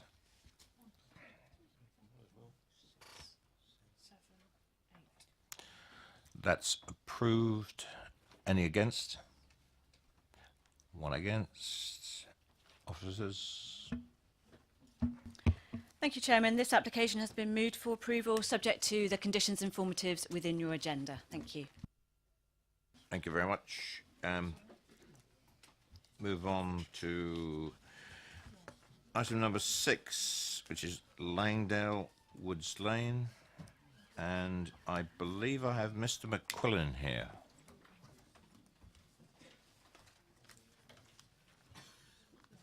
McQuilkin, I think.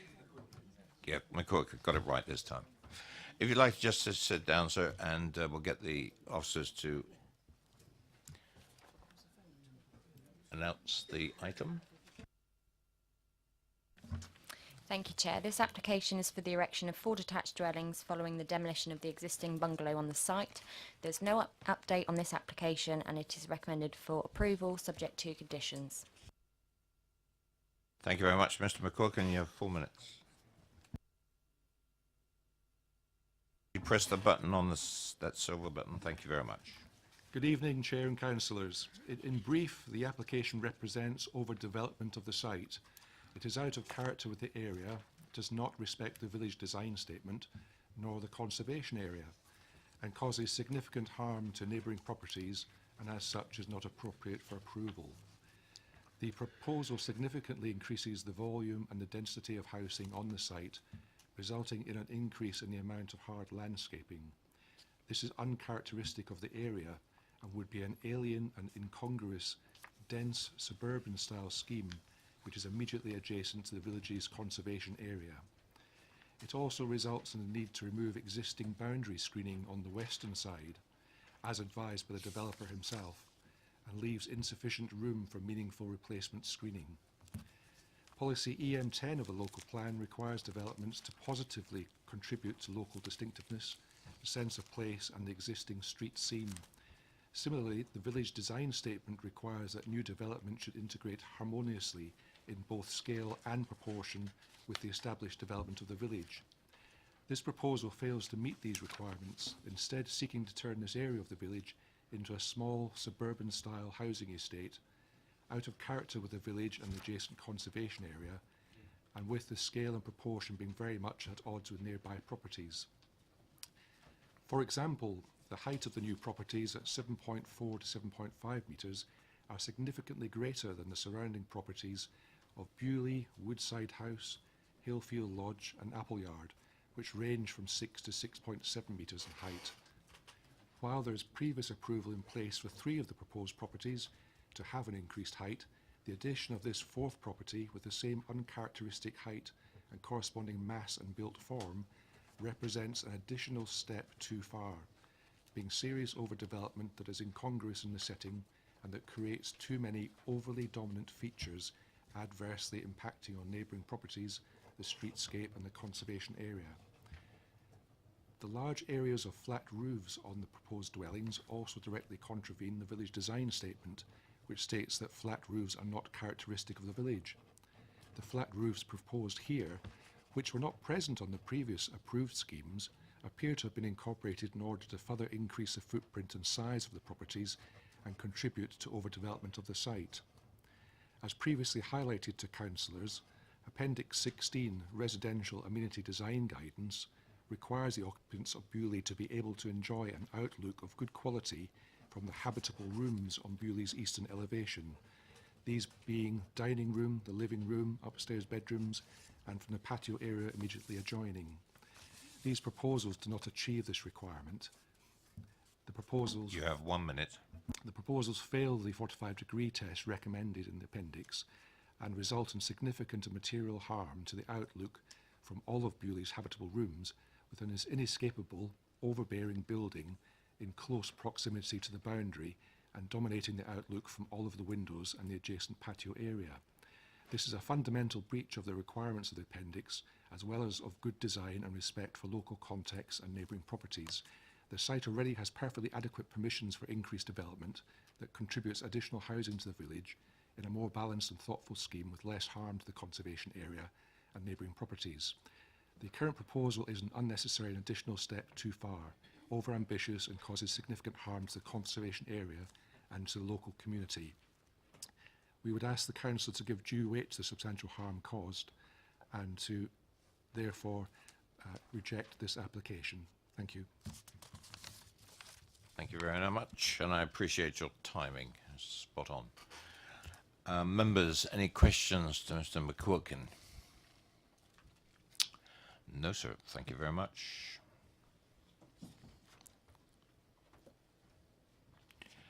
We have no other speakers, so questions to officers. Councillor Bound.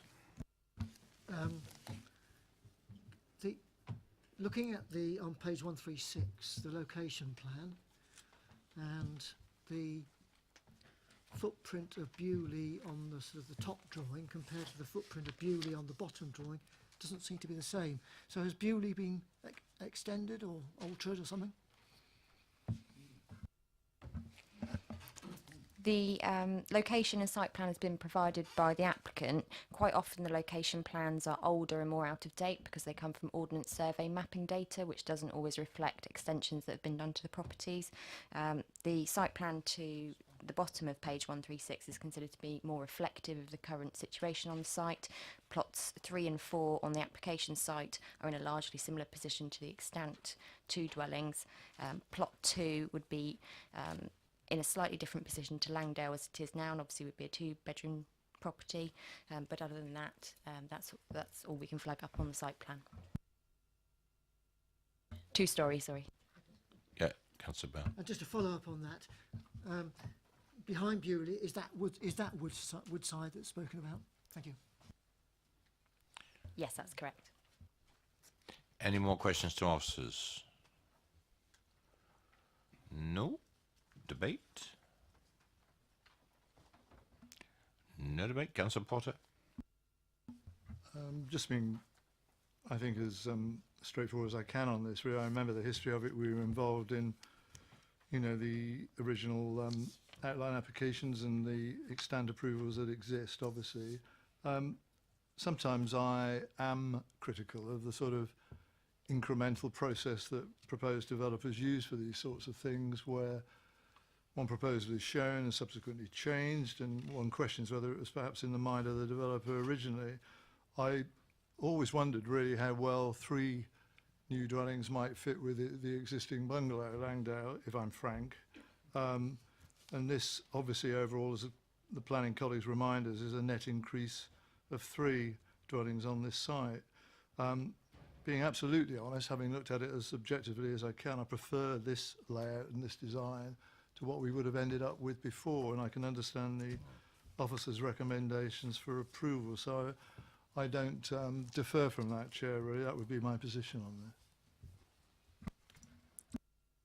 Thank you very much. Do I take that as a proposal, Councillor Potter? Because you have a seconder and Councillor Leeks. It's been moved and seconded for approval. All those in favour of approval?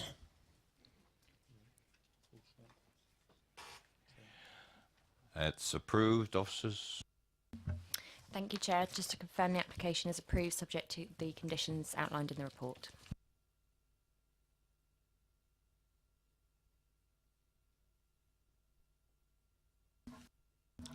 Thank you. Move on to item 7. Little bowlings and officers. Now, hang on. Let's figure out. No, what we had here, we had speaking on this before. This has been deferred. Come back to us this time. So we do not have any public speaking per se, but we do have a ward councillor sitting on the committee. But apart from that, if you'd present, please.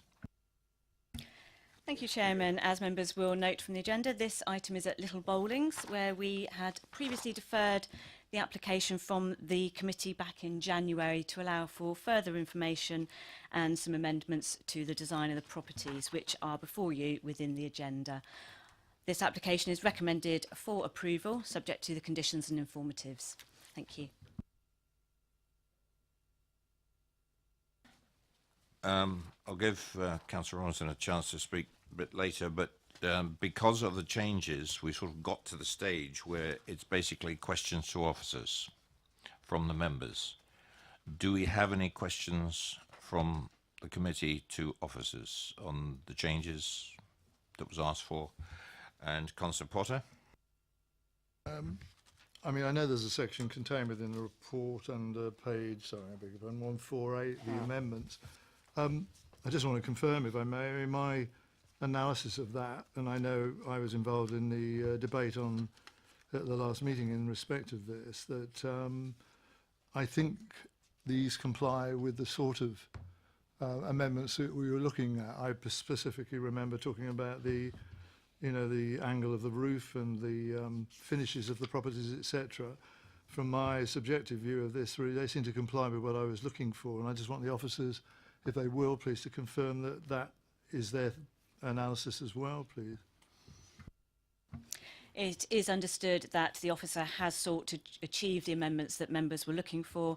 These are described within your agenda on page 148 and have been shown in the photos before you on the screen. I mean, just as an example, for instance, members were considering the overall height of the properties. These have been reduced from 9.1 metres to 8.7. There's been other amendments on the site, as I understand, in accordance with what members were looking for. Thank you. As another commentary on this, it's and we had this mentioned when I held my pre-brief meeting with the officers. You'll see in the update paper that it's been mentioned that I asked for a bit more of a commentary from the conservation officer, and I think we've straightened that out, because if you see an objection, as we did in the last report, we didn't have much of a commentary from conservation. So on behalf of one of the ward members, I got the conservation officer's comments put into the update paper. I think they're relevant because there are times when it's a little difficult to pull out the conservation officer's comments if they're buried in the report, if they're not specifically mentioned in a section. But with full agreement of the officers, we've overcome that one now, and this is just an example that I got that text that wasn't included in the last one to be included in this one here. Any other comments, questions to officers? Because we're getting to the stage. If you want some more debate, I'm quite happy for it, and I'll allow Councillor Robinson to have his say as well as the ward member to comment about the adjustments that have been made to the report subsequent to the deferment. So we'll start there. And did you want to comment again, Councillor Potter? Excuse me, it's a sign of my age, I guess. Really. I just forgot to say, I mean, obviously, I'm grateful for the minimum distances that are quoted from the neighbouring dwellings at Milkwood and Holly House. That was one of the points you raised as well, and that satisfies the concern certainly I had when we discussed it last. I think also the point I asked for was whether in the planning officer's view the sort of scale and mass of these proposed dwellings is broadly in accord with the dwellings I've just referred to, Milkwood and Holly House, because these are two small adjacent developments. And I think I mentioned that last time, but I mean, is it their view that they're broadly of the same sort of footprint and mass, really, that those dwellings are? I don't know it personally, but that was my question, I think. I personally don't know the site or the adjacent properties that you're referring to, but I would draw members' attention to page 159, which refers to the proposed outline, the proposed site plan, and also the location plan, where members can sort of draw a similar comparison. I would also point out that the members at the outline stage considered the sort of siting and footprint of these properties, and as detailed within your report, that hasn't changed. Councillor Robinson. Thank you, Chair. This has got outline planning permission, so we know it's going to happen, and obviously I welcome the reduction in the roof heights. But the street scenes that have been supplied by the applicant are wrong. The section AA as shown shows the cattery as being considerably smaller than it is, which shows the gap between the cattery and property 1 as being a lot larger than it actually is. It omits to show the view above the category of 2 and 3 Orchard Lee. It omits to show the view of Milkwood behind houses 1 and 2. It shows trees behind house 2 that don't exist. It completely omits the view of the garage at plot 3. That is shown on the plan, but is completely and utterly missing from the street scene. And to the right, I can't even think which direction that is on the ground, but it's probably southish of plot 4, there's some high fencing which is again completely omitted from the street scene. All of it put together actually gives this street scene a much more open feel than it actually realistically has. And I really don't understand how we can judge a planning application on plans that are clearly inaccurate would be a very generous way of phrasing it. Wrong would be a lot better. Section BB shows a very open scene. To rotate round 90 degrees of the site, so you're facing it, so you're seeing the front of the buildings rather than the gable ends of the building, shows a much more crowded site. And the one thing I did ask for at the last meeting was a heights plan, so we could see what the view from the village green would be over the top of the existing things, and we haven't got that. They haven't supplied the information we've asked for. The information they have supplied, as I say, is wrong. And the other thing that I really do object to, the conservation officer objected to the gated community. I don't know what this gate looks like. I don't know whether it's a farm gate, a 5-bar farm gate, or two whacking great big brick pillars with wrought iron gates looking like it's the entrance to a stately home. What is it? I've no idea. So I just don't see how we can go forward with this with the information that we've got available. Where we go from there, I don't know.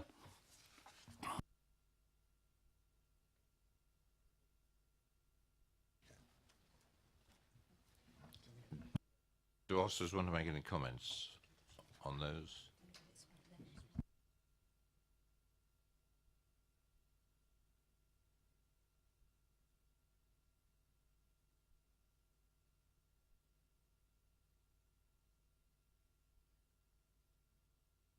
Okay, we note the concerns that Councillor Robinson has made.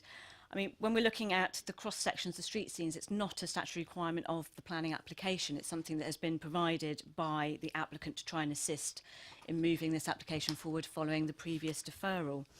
We have that information before you, and it appears a lot of the concerns are about the views from street scenes, from the wider character of the area, whereby we already have an outline planning permission for properties in this location with these footprints, and we have the elevations before you, so you can make a judgment on the overall impact. In terms of levels and the relationships to properties, then we do have a condition on the outline application which requires details of levels and contours to be provided, so we still do have control over that to ensure that the properties aren't overly elevated, in order to respect that character and appearance of the area. Let's pick up the final point. Yeah. So the final point about the gated community, the gates, we don't have those details, but they are covered by condition, or we can just add a further condition just stipulating the precise design of any gates and piers. But we do have details to be reserved anyway for hard and soft landscaping, which we can capture that in. And where do we go with this street scene that's shown at AA, where buildings the size of buildings has been manipulated to make the gaps look bigger? A garage which is clearly shown on the plan is not shown in the street scene. Trees that are not in the street scene have been added, and buildings which can be seen between the proposed buildings and over the existing buildings have been conveniently omitted from this. The whole thing is just designed to be misleading, and I really, really don't think this committee, I don't know what other people think. I'd love to hear what other people think. How we can make a judgment when we're given drawings which are designed to be misleading. I don't know. Councillor Potter? I understand Councillor Robinson's comments, but I mean, putting this in perspective, I mean, I understand there are a number of people, probably him included, who wish the outline approval hadn't been given in the first place, but it has, and it exists, and we go forward from that. A lot of the matters that we're talking about are reserved matters and will be covered, as they always are, by the expertise of planning officers and conditioned where appropriate. As the colleague has already said, in regard to the gated community bit and what form and style that would take, I mean, we can comment, we can express a view if you like, and that can feature within the sort of final conditions that attach to that would be fine by me. In regard to the garages, to plots 3 and 4, which I think Councillor Robinson was mentioning, they are illustrated, obviously, in the papers that are before us. I mean, as a construction garage. It's given the appearance we would know, and I think we can picture exactly how they will relate to the dwellings and the elevations that we've got provided for those.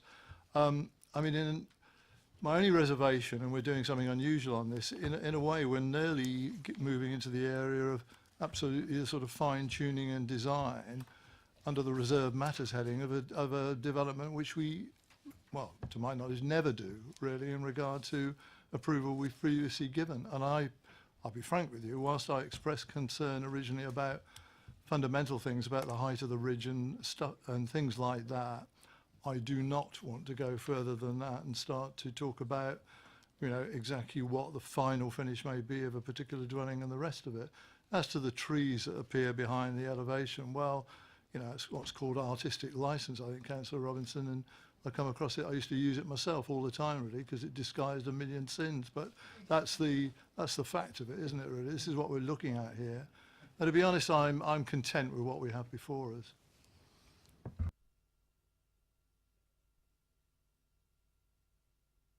Right. No more questions, officers. Councillor McCormack. Yeah, the gate, that's kind of bugging me a bit, actually. Why have a gate? Who are you protecting these people from? The Sherfield posse or something? I mean, it just doesn't make sense to me.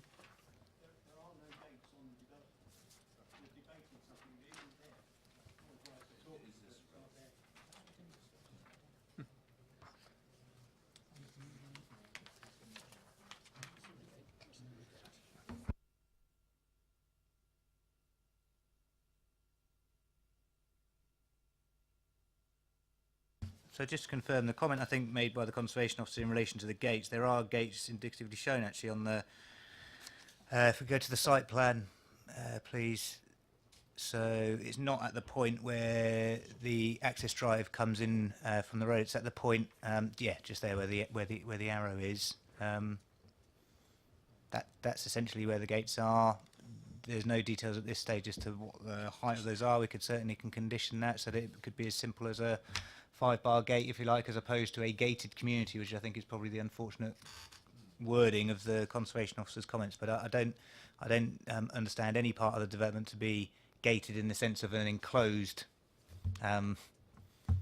gated community in the way that it's been described.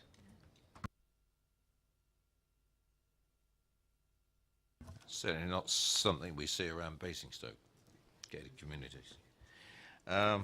Okay, is there any more commentary on this application? No commentary? No more debate?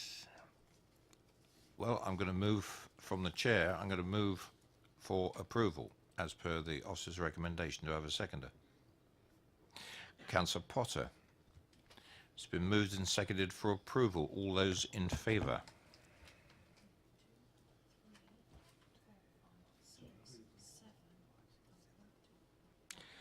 All those against?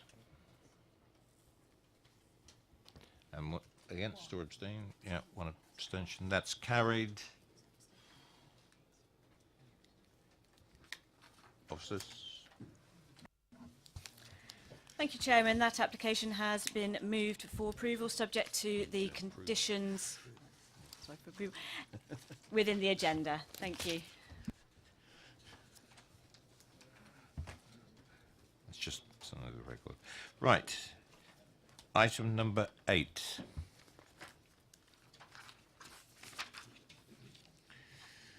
Could I ask Mr. Jarvis to come forward, please?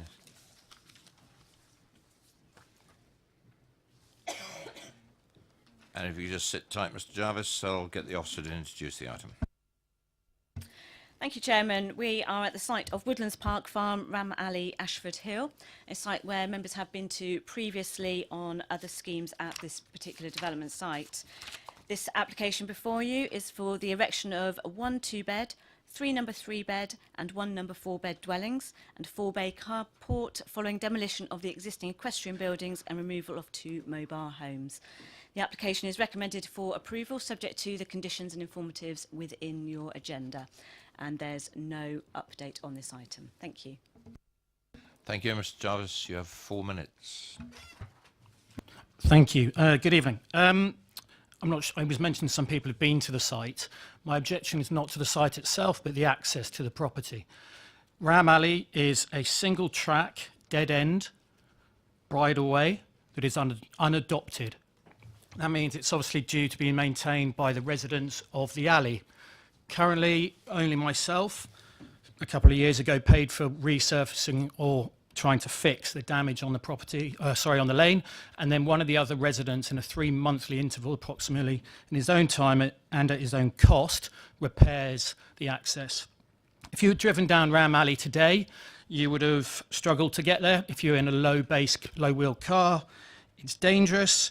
It is unpassable at times, especially when there is waste removal vehicles or horse boxes. So at busy times, first thing in the morning, late thing in the afternoon, and there's an emergency, you can't get past. I have young children, we've had visits to the hospital, and the ambulance have said it's nearly unpassable at times. In the notes, which I've only just been able to review today because I've been away, it refers to the property currently looking to be developed could be used as a DIY livery, so have significant traffic. That's not relevant at the moment because it is not operational. If it was, the lane would certainly be impassable for all residents on the lane. I understand from some of the notes I've read today that if the lane is damaged during the building of this site, that the lane must be restored on completion of the build. There is no provision for what happens during the build when it becomes unpassable, when vehicles building 5 homes is being carried out. After that, while doubling the number of houses on the lane, there is still no provision. As I said, only 2 of us contribute to the maintenance of the lane. Other residents choose not to. Therefore, adding 5 more homes to this will considerably add to the potential cost for myself and another resident on maintaining the works. It was commented, I understand, by the HCC Countryside Access Officer that that there was consideration for some financial contribution. That's been rejected. There are signs up currently, which we're being told should be added. There are signs saying go slow. They are ignored.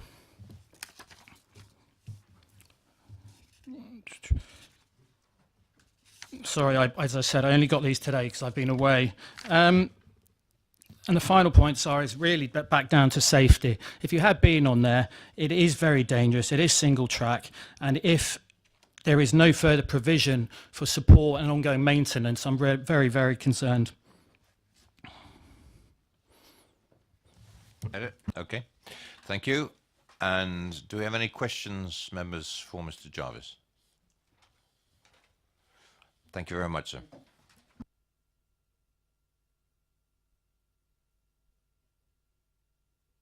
Mr. Dowling and Ms. Redhead, please.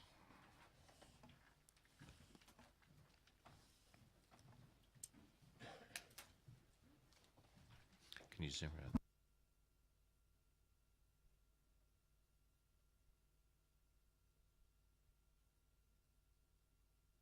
Hello again, and you have 4 minutes between you.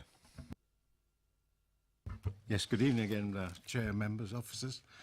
An outline application for 5 dwellings on this site was considered by committee in August last year.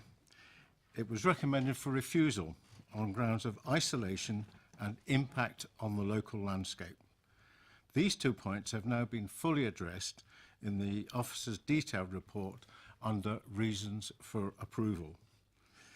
However, I listened to the members' discussion on the previous outline application, which in fact focused on the fact that it was outline, and although it was supported with a layout plan and included the front elevations of the 5 proposed houses, these were for indicative purposes only. And I think you were concerned that there was no guarantee that any subsequent approval of a reserved matters application would have kept to that original layout or indeed to the design of the proposed dwellings. The current application is therefore a full one, with the layout, floor plans and elevations all being submitted for your consideration. Woodland Park Farm is a historic site, originally called Ram Alley Farm. It comprised the farmhouse, a large barn, now lost, and a range of all the subsidiary agricultural buildings normally associated with a traditional farm. Traditional buildings still front onto Ram Alley, including the farmhouse, which is an early 19th century locally listed building, a brick and tile store, and a range of traditional stables, stable cottage, which has now been extended. Behind these frontage buildings, all trace of the original farm buildings, including its large barn, have unfortunately been lost, and there's now a complex of large, modern, utilitarian buildings which have an adverse effect on the setting of the listed farmhouse and the traditional frontage buildings, and also indeed on the wider landscape setting. As before, this proposal is to demolish 4 very large modern buildings which cover some 1,280 square metres and replace them with a development covering just half, roughly 670 square metres. The scheme is designed around a tight farmyard, with the buildings forming a square all set within the footprint of the existing buildings to be demolished. The new buildings are unashamedly designed to reflect the original agricultural appearance of the site, with the dwellings in the form of a large barn, range of stables, small barn, and a cart shed for parking. The traditional form of each building and the palette of external materials, brick plinths, boarded walls, plain clay tiled roofs, and some oak framing, are all designed to ensure that the new buildings would be in keeping with the remaining historic buildings. We have worked closely on the design with the case officer, taken on board constructive suggestions made. We believe that the new buildings would appear in the landscape as a group of converted agricultural buildings. You have 1 minute. Thank you. And certainly sit more comfortably in the landscape than the present large and unattractive utilitarian buildings that they would replace. Do you want to say anything else? Yeah, but they're going to be rented. That's really Okay. Do you want to say that? Hello, thank you. Our intention is to develop the houses, and 3 will be retained for the rental market, and they will also be designed and built so that they can remain, families can remain in those houses. So that for any life-changing circumstances, they can be adapted. And finally, sir, I note that the existing access is to be widened from 3.5 metres, that's Ram Alley, to 4.2 metres. Thank you. Thank you for that. Questions to the applicant, members? No questions. Thank you very much. We have Ward Councillor with us, Councillor Sherlock. Do you have any comment? Thank you. I've got a couple of questions for officers. Okay, that's fine. Yeah. Could you bring your microphone down a bit, please, Don? And bend it towards you. Thank you. Is that better? Yep, that's fine. Right, members, questions to officers, and Councillor Robinson. Thank you, Chair. Looking back at the planning history for this, it's been refused twice. In my recollection, it was recommended for refusal both times on the fact it was isolated, and now it's recommended for approval. How has the fact it was isolated and now isn't isolated, how's that come about? I have to admit I don't have the previous reasons for refusal in front of me. Otherwise I would draw your attention to page 170, which does reflect the concerns that you're raising about the unsustainable and isolated location. As you will note from page 171, there has been an analysis given to the location of the site, drawing reference to the relationship to Ashford Hill, the location of the defined settlement policy boundary, access to local facilities, and I'd also draw members' attention to page 172 on the second paragraph down, where since we've had the previous decisions on this particular site, there has been a further High Court judgment, which adds further considerations to how we consider dwellings within the countryside. Having regard to that judgment, it wasn't considered that this site was so truly isolated that this site would actually be unsustainable. So as such, we have that recommendation before you for permission, considering that it is an acceptable location. It does have proximity to the settlement, although it is appreciated it is outside of any settlement policy boundary, and again, having regard to that court judgment.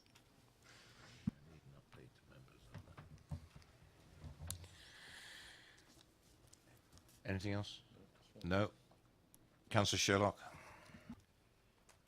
Thank you, Chair. Can you explain to me what the alternative options to the private motor car are? They tend to be cycle or pedestrians on foot.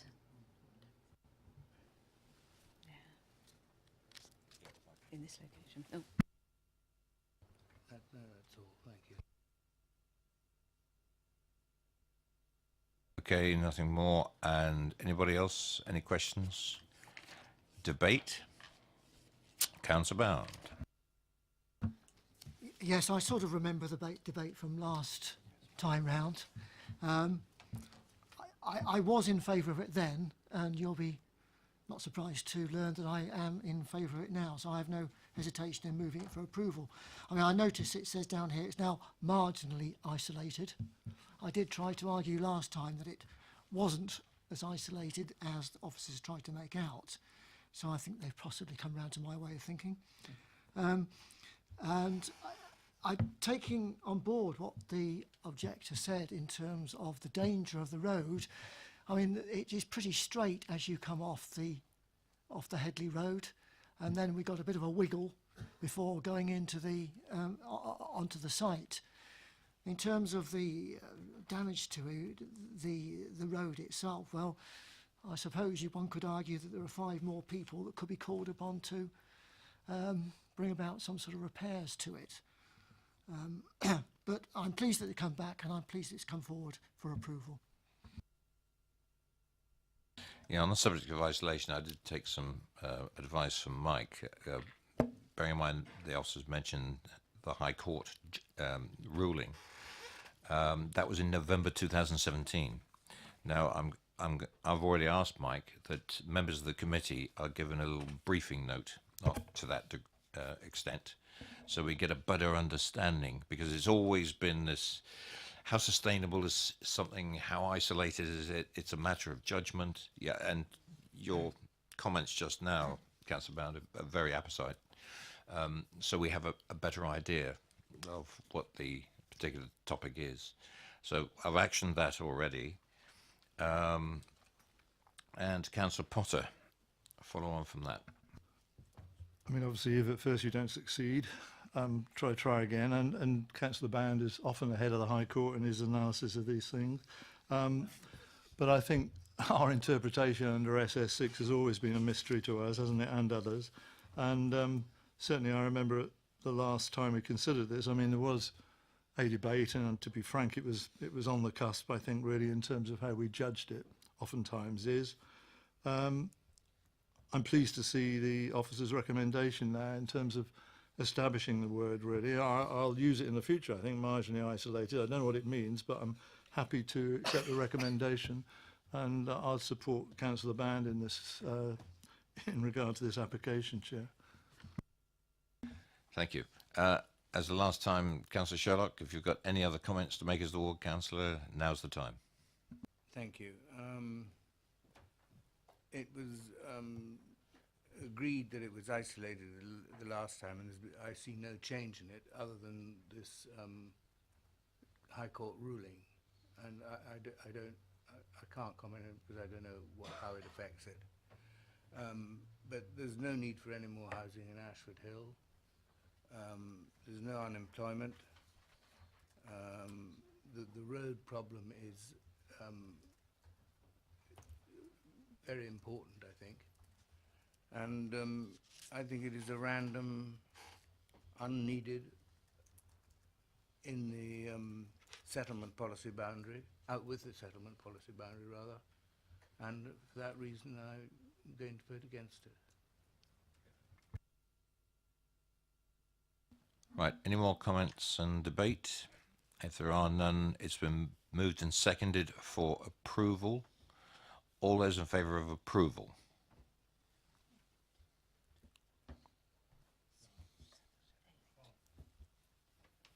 Those against? Any abstentions? One abstention. Okay, that's approved. Officers? Thank you, Chairman. That application is approved as per the conditions and informatives within the agenda. Thank you.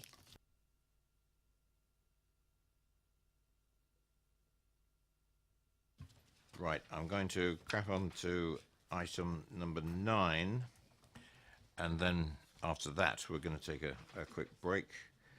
And so if I can ask Mr. Gully to come forward, please.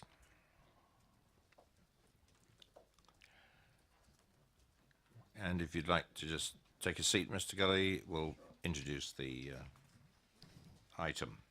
Officers? Thank you, Chair. This application is for the erection of a single detached dwelling and the creation of a new access.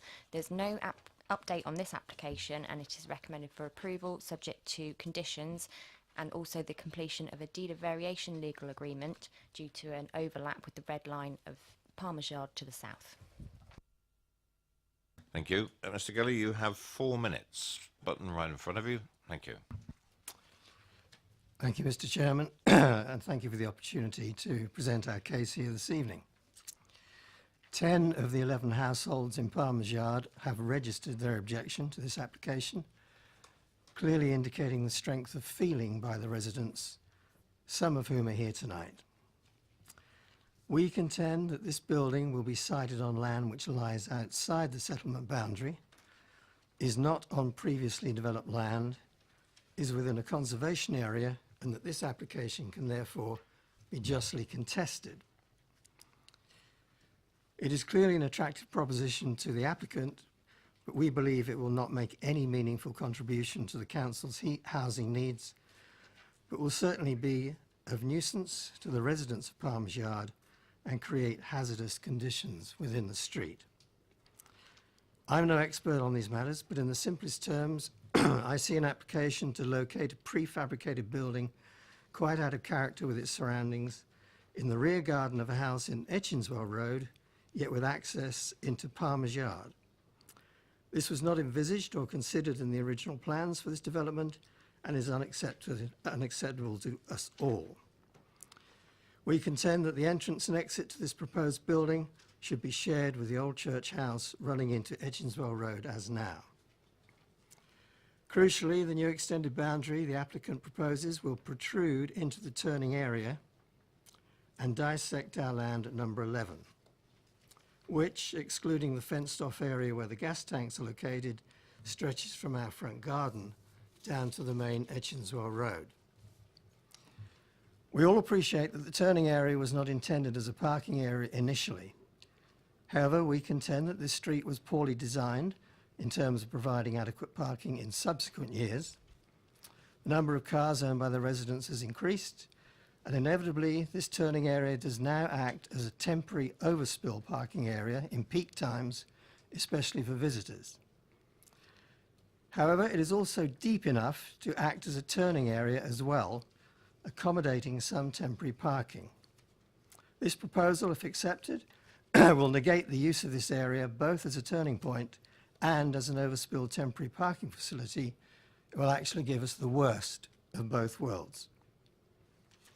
Without this facility, the road will become very constricted, with cars parked alongside the gas tanks, on grass verges, causing damage to them, and it will result in congestion, making it difficult for heavy goods vehicles, including council refuse vehicles, to negotiate this stretch of road. Large HGV vehicles will either have to reverse into and along the street or reverse out of it into the main road. The tankers that fill the gas tanks will be impeded, and more vehicles will park on the main road in front of the cemetery and along the grass verge on the other side of the main road junction. That will obscure the view of drivers turning out of Palmer's Yard, another hazard for both residents and increasing traffic using the main road. Critically, it will create hazardous conditions for pedestrians. Can I remind the council officers that Palmer's Yard has no street lighting and no pedestrian pavements. Finally, there will probably be damage to the roots of a protected and beautiful oak tree in our front garden. A tree survey and assessment carried out on the 16th of October last year stated that this tree requires a minimum undisturbed capped root protection area of 15 metres radius. We believe the work to be carried out to create the new entrance and exit will threaten the tree. So in conclusion, Mr. Chairman, all the residents of Palmer's Yard, whom I represent here tonight, would respect you to consider what we believe are very reasonable and sustainable objections favourably and reject this application. Thank you. Thank you very much, Dr. Gully. If you turn your microphone off, please. Members, any questions for Mr. Gully? And Councillor Robinson. Thank you, Chair. Palmer's Yard, can you tell me how many houses there are down Palmer's Yard? We can't see it from the plan. 11. Yeah. Yeah, because it moods out other microphones. I've got a question for you. You've got information about that oak tree. Do you know offhand, has that got a TPO on it? Yes, it has, Mr. Chairman. Thank you, because I'll ask a question to officers in a minute. Anybody else got any questions for Mr. Gully? No. Councillor Bound. Just back to that oak, is that the one that's shown just above Councillor Miller's head? I've got With the circles round it? my wrong glasses on. I'm afraid, Stephen. The one below, that one? Yes, I believe that's the one. It's absolutely adjacent to where the new exit will be. That's the one then. Okay, thank you. Thank you. Right. If I could ask Miss Sally Foxley Tagg to come forward, please.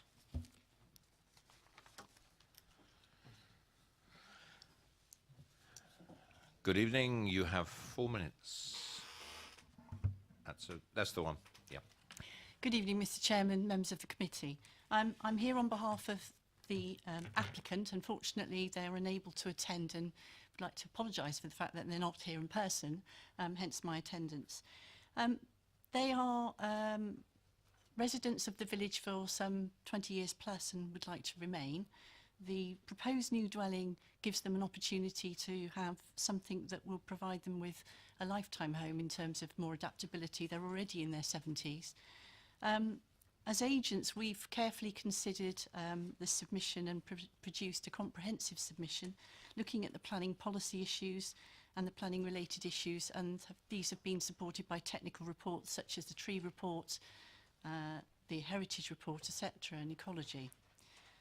So we, having looked at the officer report, fully support the officers in their detailed analysis of the planning issues, and as a consequence of that, we support the recommendation.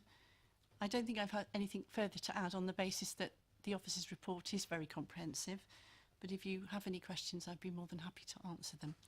And thank you very much indeed for this opportunity to talk to you.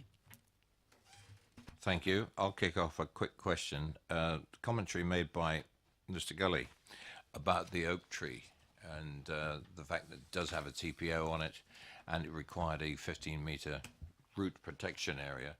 Was that taken into consideration in your plans? Because he's concerned about an exit, I believe, from the plans would compromise that.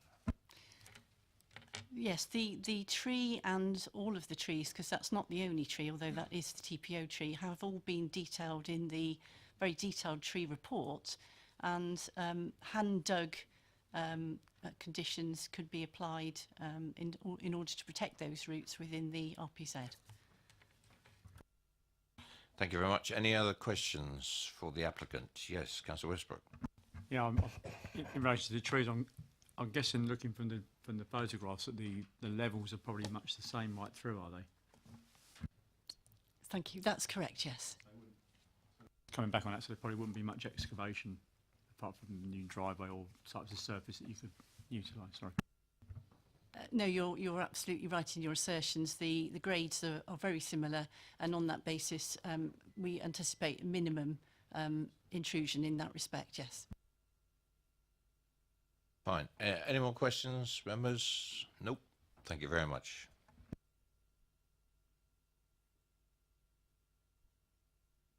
Questions to officers, members? Nope. Councillor Robinson. Thank you. Regarding this oak tree, we've heard that there's not going to be a lot of deep excavation. Would it be possible to put condition in that the drive material, which will be over the root structure, is a porous material rather than a hard tarmac surface?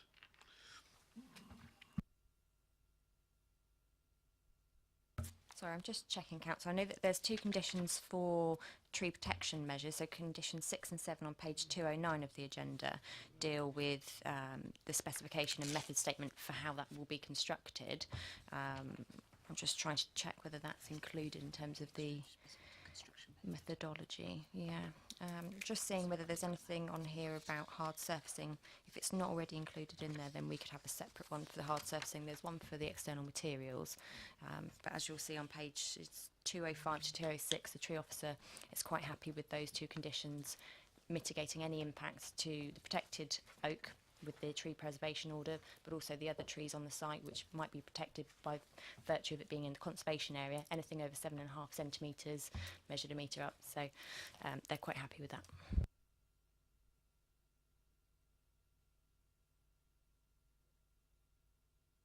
Any other questions?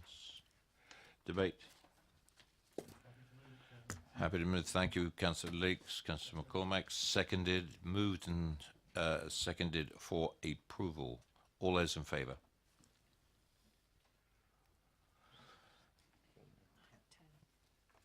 That's approved, officers. Thank you, Chair. Just to confirm, the application is approved subject to the conditions listed in the report and the successful completion of a deed of variation agreement. Right. It's 3 minutes to 9. Take a break now and back here at 15:15, please.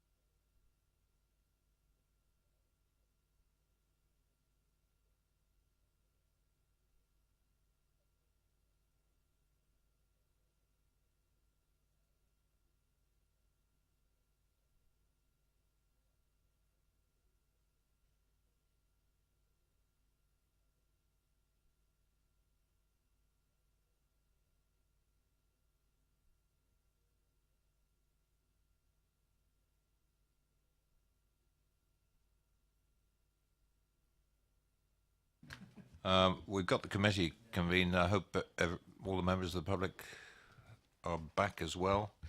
So we'll crack on. As soon as we start, as soon as we finish. So we're now up to item number 10, phone coats. And if I could have Mr. Pack, please. And if you'd just like to take a seat while we get the officers to introduce the application. Thank you.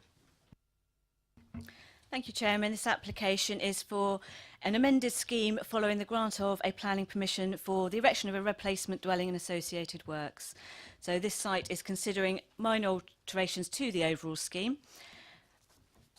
If I bring members' attention to the update paper, there's a comment there from the viewing panel. We had since received further comments from the applicant's agent which have been responded to, and that included drawing our attention to an incorrect plan which was in the agenda for the proposed ground floor plan for this particular development. So on page 18 of the update paper, we have included the correct plan. This application is recommended for permission subject to the conditions and informatives listed within the agenda. Thank you. Thank you very much. And Mr. Pack, you have 4 minutes. Thank you, Mr. Chairman, members of the committee. I am the next door neighbour. One objector has become 15, including the parish council and Highclere Society. In the words of a ward councillor to the planning department, quote, "If our role as a planning authority has any real meaning, I agree that where swift action is required," unquote. The words of one objector encapsulates everyone's feelings, quote, "that the accurate presentation of these points are fundamental requirements are a matter for BDBC to consider. They should have been raised for clarification. A suspicious person could take the view that the original application is nothing more than a loose guide," unquote. The planning department ignores all local objections, the specifics of the village design statement, its own guidelines and its own landscape department recommendations. Their reasons for approval are fourfold. That this house is in keeping with the VDS, it isn't. That the house does not overlook mine and is not overbearing. Why now include blinkered windows if it doesn't? That the dwelling will conserve biodiversity, okay. That there is sufficient parking space. In response to 1.5 pages of summarised objections, the planning department states that the size will be reduced when in fact the footprint and mass are greater. The 10-metre height measurement is taken from the most favourable point. That effective hedging screening will be achieved, one day perhaps. A 15 to 20-foot screen of trees and hedgings has been removed. No greater massing. The new property has already trebled the size of the original fern cuts, and this application makes it worse. Visual impact. The building is considered appropriate to the landscape. What landscape? This house can already be seen from 2 miles away. In addition, the department makes no comment on the footprint being larger by 36% over what was there before. Try 150% for a size increase. That the only garage will be removed. Who could now reasonably disallow a future application? A change from tiles to blue-grey slate becomes acceptable, contrary to the VDS and the subject of their own enforcement order. Is this view based upon 12 slate houses within the area? In the same area, I have counted now 74 with tiles, and all modern constructions have used tiles per the VDS. The cast masonry plinth suddenly becomes okay because it complements the slate on the roof. Sounds like the cart before the horse to me. Furthermore, BDBC thinks we have a street scene. I thought we lived in a country lane. The department states that the larch cladding has not changed, but it has, the colour. Possible faux wood, concrete cladding has been seen on site. Waney-edged and rough sawn, no doubt. The planning department admits to concerns that the eyes are being drawn upwards to the height of this building by vertical rather than horizontal installation. You have 1 minute. I count more windows rather than fewer. These are not minor points. Here are some others. SS6. At 3 times the existing building size, can the department have seriously considered, quote, the size of the proposal compared with the existing building? The village design statement specifically states, quote, respect the local use of warm red brick and plain tile. Invasive and intensive solar reflection from the slate on this roof is experienced. It is experienced. Landscaping, quote, subject provision of detailed proposals of soft and hard landscaping works. The department again ignores this recommendation. So I ask, what is going on here? You may approve this, but I have a list of simple remedies for this committee to consider. Could you wind up, please, because you're coming to the end of your time. Thank you very much. I'm sorry. Okay, thank you. Members, are there any questions to the Speaker? Any questions at all? No, thank you very much indeed. Thank you, Mr. Pack. Could I ask Mrs. Jackson to come forward, please?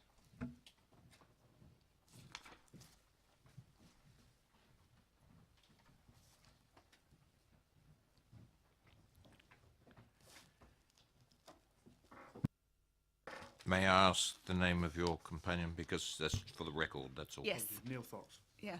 Mr. Fox. This is Mr. Fox, the applicant, and he's here to answer any questions. That's fine. Necessary. Great. Wonderful. You have 4 minutes between you. Thank you. Thank you, Chairman and members. My name is Lisa Jackson, and I am a planning consultant advising on this application. I attended the site visit on Friday, where I met a number of you. The applicants are building their dream home, and during the early stages of construction, they decided they'd prefer to install a slate roof rather than a clay tiled roof. They also wanted to make some small design changes now, which have become apparent during the build. This include reducing the size of windows in the elevation that faces the objector you've just heard from. The changes proposed will give the house a more crisp and contemporary appearance. The applicants discussed the proposed changes with the objector you've heard from, who lives in Plantation Cottage. Initially, the objectors supported the applicants and agreed that slates would be better finished than the clay tiles, as they described them as blending into the sky on grey days. The architect of the scheme requested a non-material amendment to the application for the changes that you are now considering back in August last year. Officers decided that they would not deal with that as a non-material amendment and requested a planning application. All of the work that has been carried out to date has planning consent under the previous approval. The application is not retrospective as set out in the update report. It is an alternative scheme. The applicants have followed best practice and involved their neighbours at all stages. When the plans for the original application were shown to the 6 closest neighbours, they received no objections, which is in contrast to this current application, although you must note that 4 of the closest neighbours have not objected. This, in theory, should have been less controversial. I understand that the only reason this is before you at the committee is because there has been a number of objections that have risen above the threshold, and this is because the objector you've heard speaking has undertaken door-to-door canvassing to generate such objections. Many of the objections are from properties some distance, including from the site, and 3 are from outside the area entirely. And rather ironically, 2 of these are from houses that have slate roofs. This was an orchestrated campaign to reach the necessary threshold of objections for a committee determination. Even the parish council were lobbied. In the minutes of the meeting of November 2017, there was originally no comment on this application, and it was only after lobbying that the parish council were persuaded to make further comment. None about the complaints about the application have found to have any merit as set out in the officer's report. It would also appear that the Highclere Society were lobbied, as most of those comments reflect specific objections from the neighbours.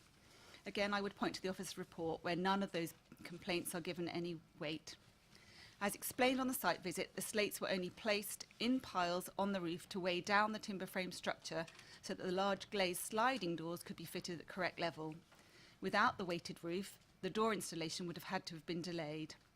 There is no enforcement case as set out in the update on this in relation to the slates. 1 minute. At all times, the applicants have followed the proper planning process. The proposal is entirely in accordance with the policies of the development plan, supplementary guidance, and in particular the village design statement, which recognises the use of slate within Highclere. The replacement dwelling has already been approved, and its main timber structure is largely complete. This existing consent is the fallback position in a concept established in planning law as a significant material consideration in determining this application. Your assessment of this application should disregard the objections that wish to revisit the merits of the original consent. It is too late to do that. Equally, you cannot consider issues about future applications for garage or subdivision. That is not before you today. Your officers have assessed the application in detail and they can find that there is no planning reason why this proposal is unacceptable. I request that you disregard what is in fact a neighbour dispute and support your officers in their recommendation and approve this application. Thank you. Thank you very much. And pretty close on time. Any questions to the applicant? You have the agent and the applicant before you. No? Thank you very much.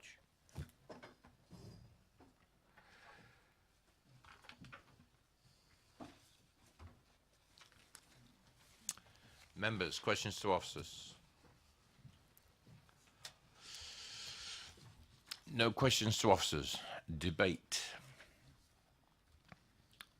No debate. If we don't have any debate, I will move this from the chair. Do I have a seconder for the officer's recommendation? Yes. I have a seconder, Councillor Robinson. All those in favour of the officer's recommendation for approval?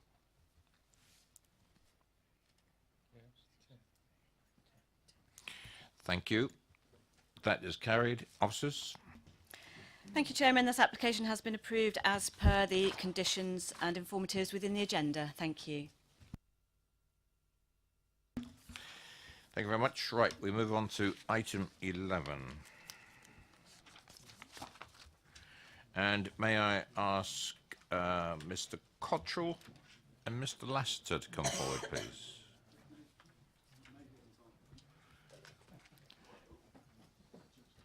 Is he gone?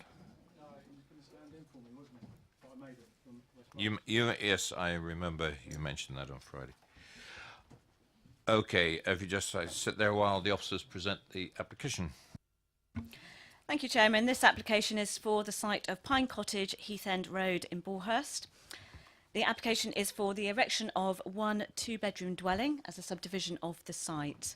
I'll draw members' attention to the update paper, which contains a summary from the viewing panel and comments from the local highway authority, which has concluded with a further reason for refusal on highway grounds. The application is recommended for refusal as per your agenda. Thank you. Thank you very much. Mr. Cottrell, you have 4 minutes. Good evening, Chair. The application here seeks the approval of a two-bedroom bungalow, as we've just heard, in the grounds of Pine Cottage. The application is recommended for refusal for the reasons that we've just heard there from the officers. The first point regarding the setting within the site and its overall scale, I believe, is not a fair representation. The dwelling is of a suitable size to allow an elderly couple the space that they would need to live a comfortable life without actually overdeveloping the site, to my mind. The amenity space that is provided is actually 75 square metres and not 31 square metres that the officer has stated within the report. I'm sure you will all be aware that the minimum requirement is actually 50 square metres. So I fail to see and understand how this, if this is a minimum requirement for space, how this can be used as a reason for refusal. I know that there is also a requirement in there to provide a 10-metre depth of garden, but it does state that this can be varied subject to a number of other points, such as the orientation of the garden and the location of adjoining garden space.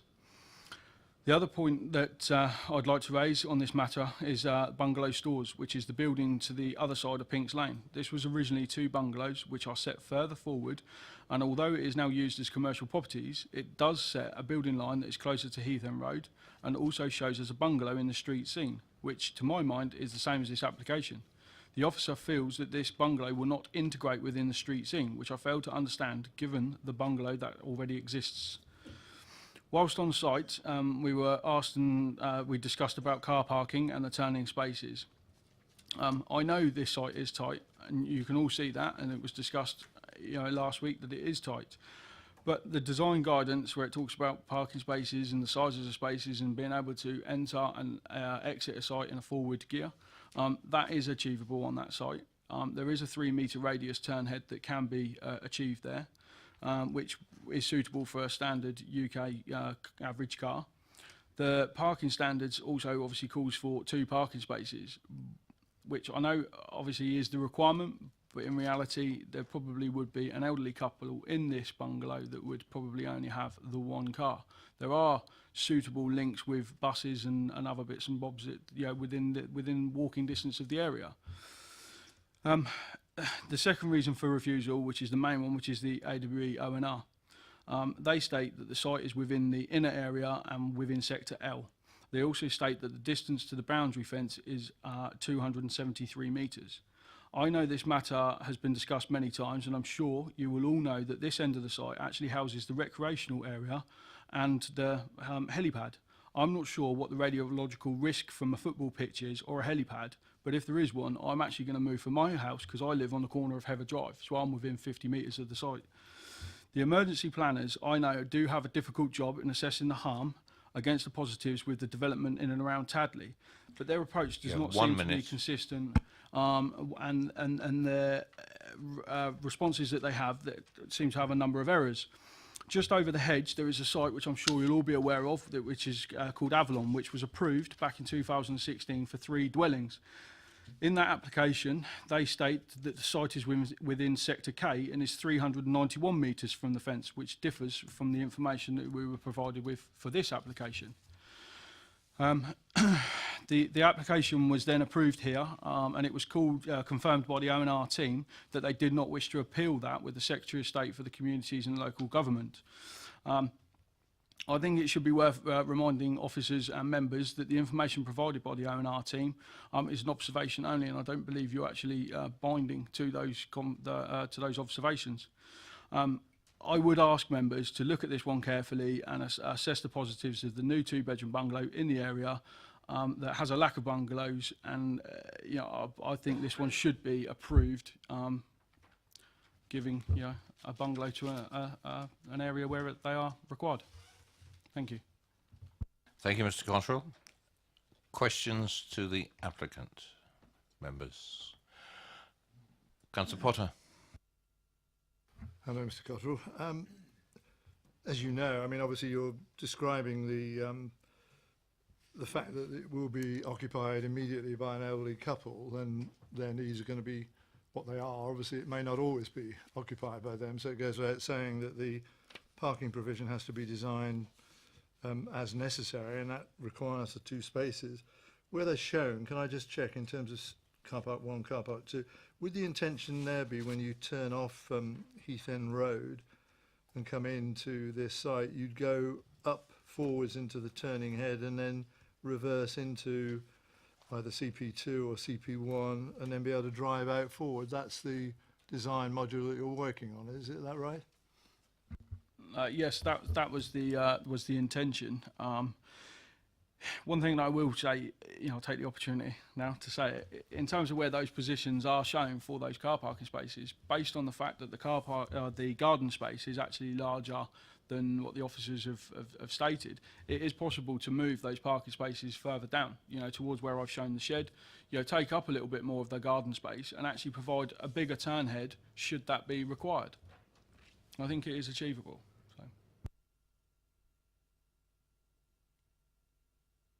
Any more questions for the applicant?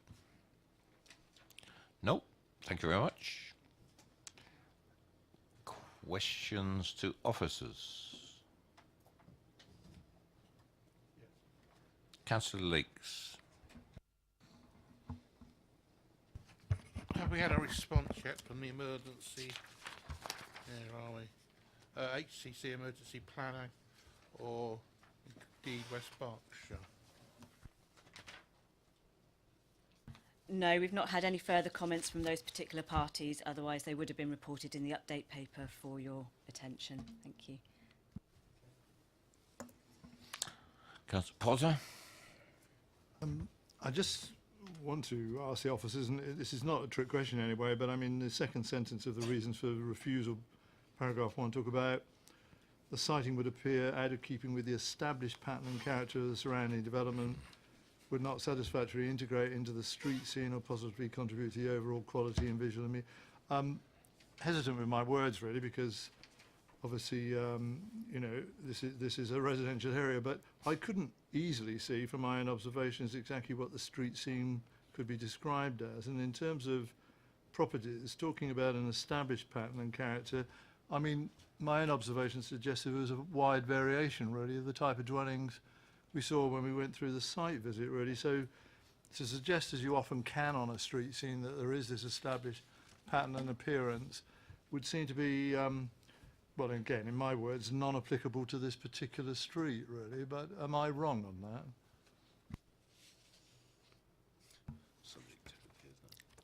That could be seen as a subjective view. I mean, the views taken by the officer considering this application has assessed the impact of the overall development, its plot size, its relationship to the corners, to neighbouring properties, in drawing that overall conclusion as to whether or not this site is actually suitable for this particular form of development.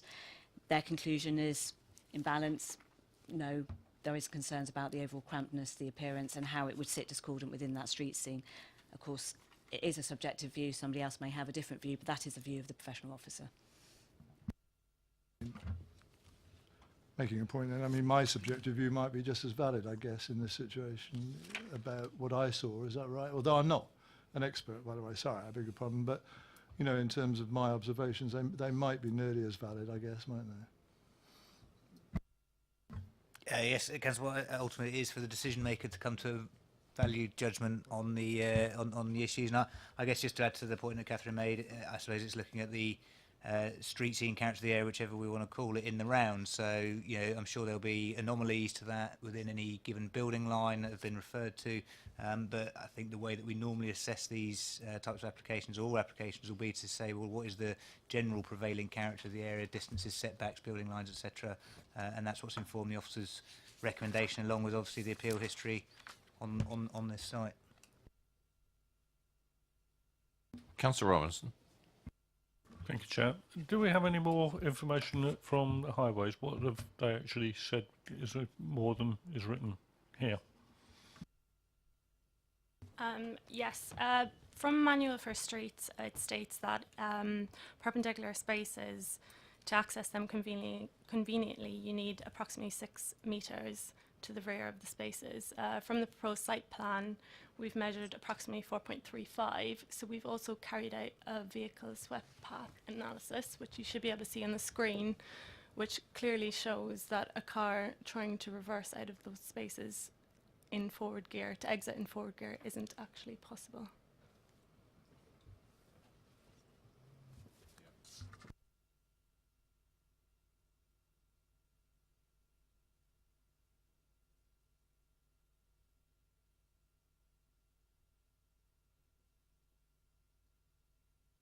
Councillor Westbrook. Yeah, just on that, I think the agent mentioned about the possibility of moving it. Does that make any difference? If there was an adjustment? Yes, if there was, if they were moved further back, that there was 6 metres to the rear of the parking spaces, that should create enough space to turn.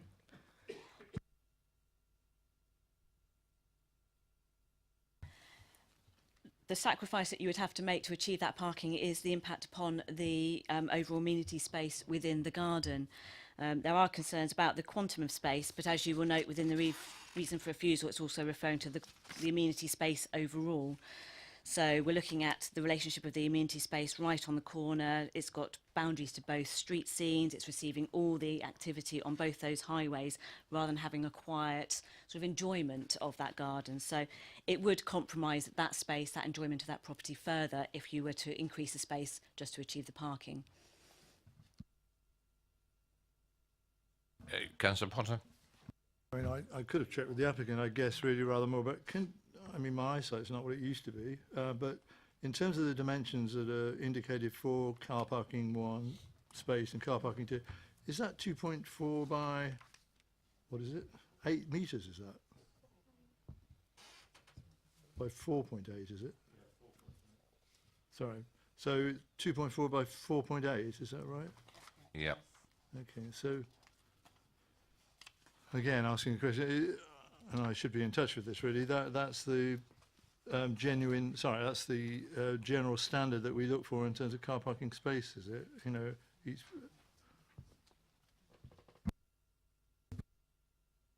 Yes. Right, I've got a question for officers. I look at the site plan on page 238, And I take it that the top diagram there, that is the red line. It's in black and white here, but that's the red line. Now, we're thinking of plonking another, within that red line, another bungalow.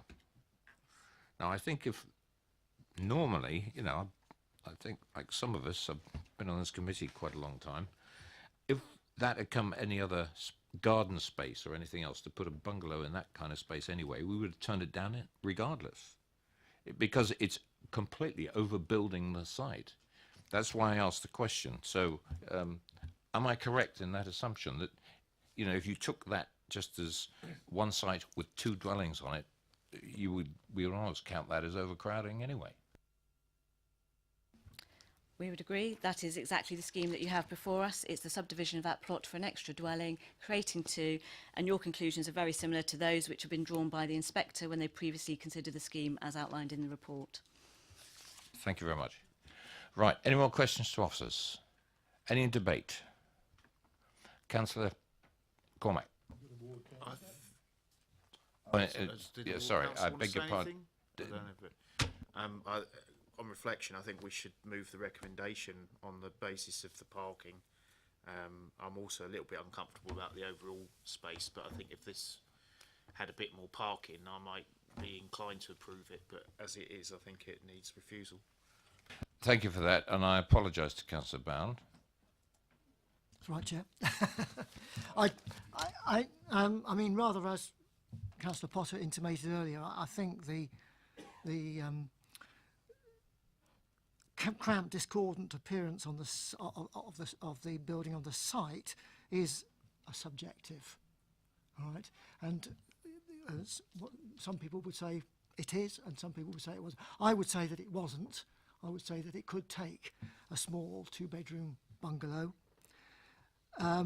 The ward members who went on the planning people who went on the site on Friday would have noticed the parking situation, and it is tricky, I must admit. And it's obviously up to committee as to whether they come down and think that it is not sufficient, therefore that we would have to refuse it. I'm not leaning one way or the other than listening to what people on the committee have got to say. But I do think the bungalow fits okay on the site. I've got no problem with the bungalow on the site. As for the street scene, I entirely agree with Councillor Potter. I go up and down there frequently, and as far as I'm concerned, there isn't any particular street scene.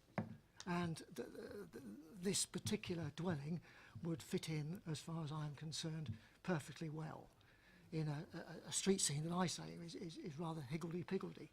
There isn't a street scene that you could pull out and say, that is Heath End Road, from one end to the other. Thank you very much. Okay. Councillor Westbrook. Yeah, thank you, Chairman. I mean, I think anyone that was on the site visit which I think you needed to see that really, and I think the parking spaces were a concern.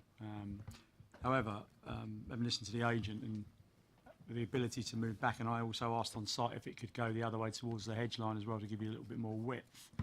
I think there was some scope there in the landscaping to achieve that. Also, I think one of the advantages of the site viewing, it was marked out for us with bricks or on site, so we could actually get a true feel for what it was like, and it actually seemed acceptable, as Councillor Bound said. So, you know, I would be inclined to go the other way and to go, unfortunately, go against the officers because I think it's achievable, but it is subjective. You know, I can see that point of view. Councillor Robinson. Thank you, Chair. I pointed out at the site view, and I felt the parking was unachievable as the plan's been submitted, and yet obviously there is some possibility to improve it. It's still going to be tight. The street scene, I agree, is subjective, but if you look around the site plan at the neighbouring properties, it would be double the density of any of the neighbouring properties, and I think that is unacceptable. So I second Councillor McCormack's recommendation for refusal.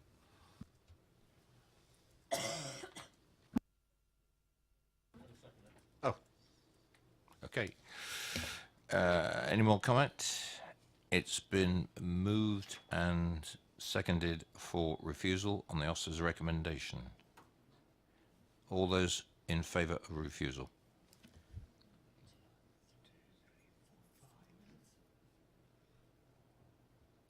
Those against?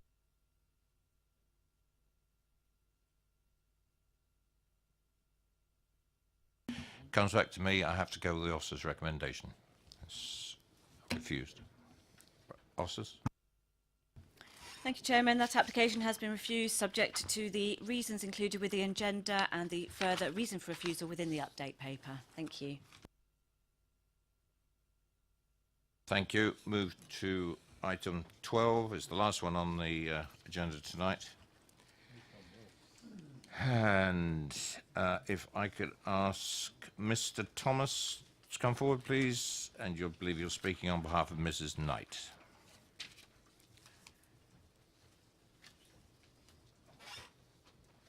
Thank you, and I'll get you in a minute as we introduce the item. Thank you. Thank you, Chair. This application is for the reconfiguration of refrigeration plant and air conditioning units, together with the installation of equipment, housing and ancillary works. The additional Conservation Officer comments are included within the update paper, and the application is recommended for approval, subject to conditions. Thank you, and Mr. Thomas, you have 4 minutes. Thank you, Chair. On behalf of Mrs. Knight, I'm writing to object to the above application on the following grounds. Overshadowing, overlooking a loss of privacy.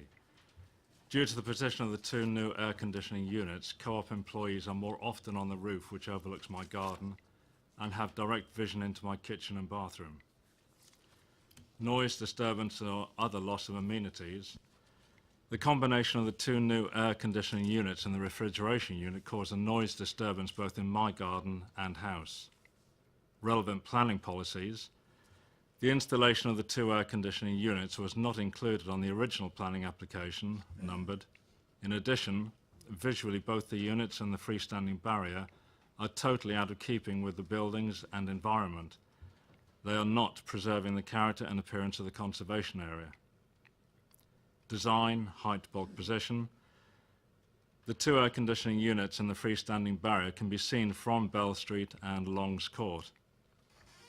In addition, I would like to explain that I didn't object to the original planning application because I had confidence in the Council to apply sensible conditions on any work that was to be carried out. The original application requested the installation of a new refrigeration plant on the roof of the building and associate freestanding barrier, as well as replacement air conditioning units at first floor. This was recommended to be approved based on the following, which is quoted from the Council document. With regard to the installation of the refrigeration plant on the roof of the first floor, whilst this is an external development at high level, the proposal would not be visible within the street as views would be obscured by the intervening roof slopes, parapet walls and the location of the plant within the centre of the roof. Furthermore, the small size of the plant and railings would not appear disproportionate to the roof. On this basis, and the particular fact that the refrigeration plant would not be prominent when viewed from the public realm, the proposals would preserve the character and appearance of the conservation area and would be acceptable additions to the existing building.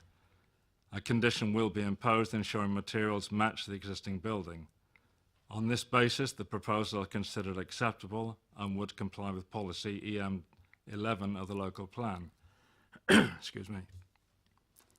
The 2 new air conditioning units and freestanding barrier are on a different, higher roof and do not meet any of the above conditions laid out by the Council. I was waiting to hear about the post-completion noise assessment, which was another condition laid down by the Council, but I see this has now been done at 2000 hours to 2045 hours and 0040 to 1 AM. While the results are interesting, the units will not be working anywhere near capacity at these times while the store is closed. Surely a noise assessment needs to be done in the afternoon when the store is open and the unit's working at capacity. 1 minute. During the summer, this is when my neighbours and I would like to sit in our gardens without the continuous noise from these units. Regarding loss of privacy, the co-op employees now use the lower level roof for cigarette breaks. This removes all the privacy from my garden, in addition to giving them a direct line of sight into my kitchen and garden. There is no mention of a smoking area on the plans. In addition, there have been occasions when the lights illuminating the units have been left on, causing considerable light pollution. These units were put on the higher roof area without any planning approval in March 2017. This was brought to the attention of the Enforcement Officer, Emma Chapman, as well as the Environmental Health Officer, David Denham, as soon as these appeared. The co-op placed a further planning application in June, which was subsequently withdrawn, and now this new application has been submitted, which does not take into account any of the above objections. If you could sum up, please. Thank you. 2 paragraphs, very short one, sir. When Mr. Denham and Mrs. Chapman visited the site in June, they both agreed that the noise in my garden was completely unacceptable, as was the loss of privacy, as well as the totally unacceptable look in the conservation area of Whitchurch. In summary, please preserve the character and appearance of the centre of the Whitchurch Conservation Area. I thank you. Thank you very much. Any questions for the speaker? Yes, Councillor Potter. Sorry, hello, Mr. Thomas. Could I just confirm with you, in terms of the issue of overlooking of your garden by cooperative employees, it's the lower level roof area that creates the bigger problem, is it? And so, just let me finish. In terms of their activity, I presume, and in terms of the top roof that we view with the guardrail around it, I mean, that's a very intermittent use, is it, I guess? Would that be right? Yes, sir, I'm not the occupant of the premises. It's quite all right. I do know the premises, and it is the lower level roof which does give the intrusion aspect of the privacy. The higher level has got the air conditioning units and the barrier around, a scaffolding type barrier, which apparently doesn't accede to the planning application. Any more questions? Thank you, Mr. Thomas. Councillor Watts.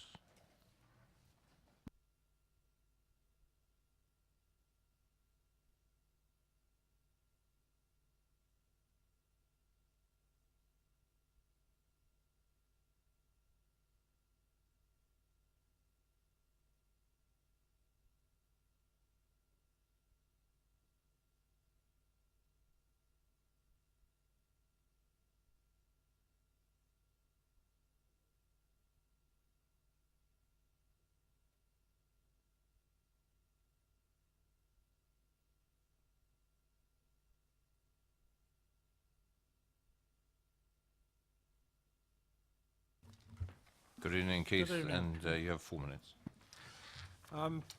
Yes, I'll just skip through the report and make some comments on it.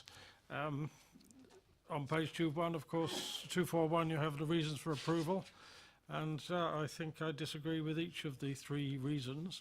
As this clearly is visually prominent within the street scene from Church Street, which, going on to point 2, which is marked as a viewpoint on the conservation area appraisal. But you've heard Mrs. Knight's letter, and that's, I think, affects the residents of 2, 4 and 6 Church Street, which are listed buildings, so therefore they are heritage assets to be preserved. A little bit about the extant planning permission. I have to say a little story that no one comes out of with credit, but the application that was granted didn't show an elevation from Long's Court or from Church Street West. And I'm as guilty as everybody else of just looking at pictures of what was on the roof rather than looking at it in the context. And when we came to the controversy that was mentioned, it was Councillor Ashfield who took a picture of the elevation that's the problem, conservation-wise. Now, I know the current case officer has been extremely industrious in taking pictures and chivying the conservation officers. I have to say that after more than 10 years on the council, this was when I first discovered that conservation officers make recommendations for approval or refusal without visiting the premises or site concerned, and I think that's disgraceful. But that nevertheless can be resolved now, because the viewing panel did come to see the scene, and they could see that the 3 cottages that aren't mentioned here are listed buildings as well as the rest of the conservation area. Now, on page 244, a couple of things. Under the impact on the character of the area, the first paragraph, it refers to glimpsed views, which are not considered to be demonstrably harmful. Well, members who attended the visit will realise it's not a glimpsed view, it's the whole view from Mrs. Knight's garden and her neighbour's garden. And that's what we're dealing with here.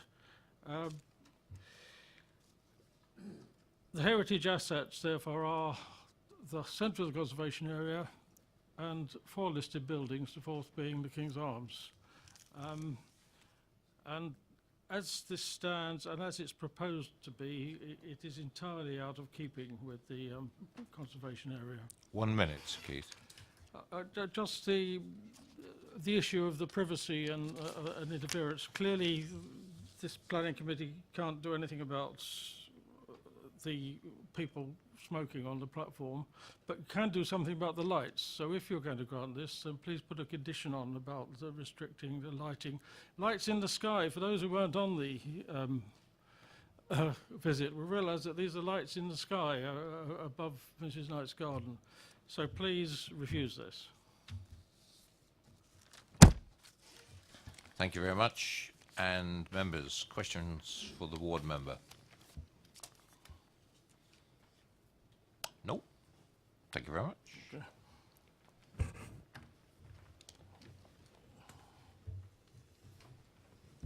Thank you.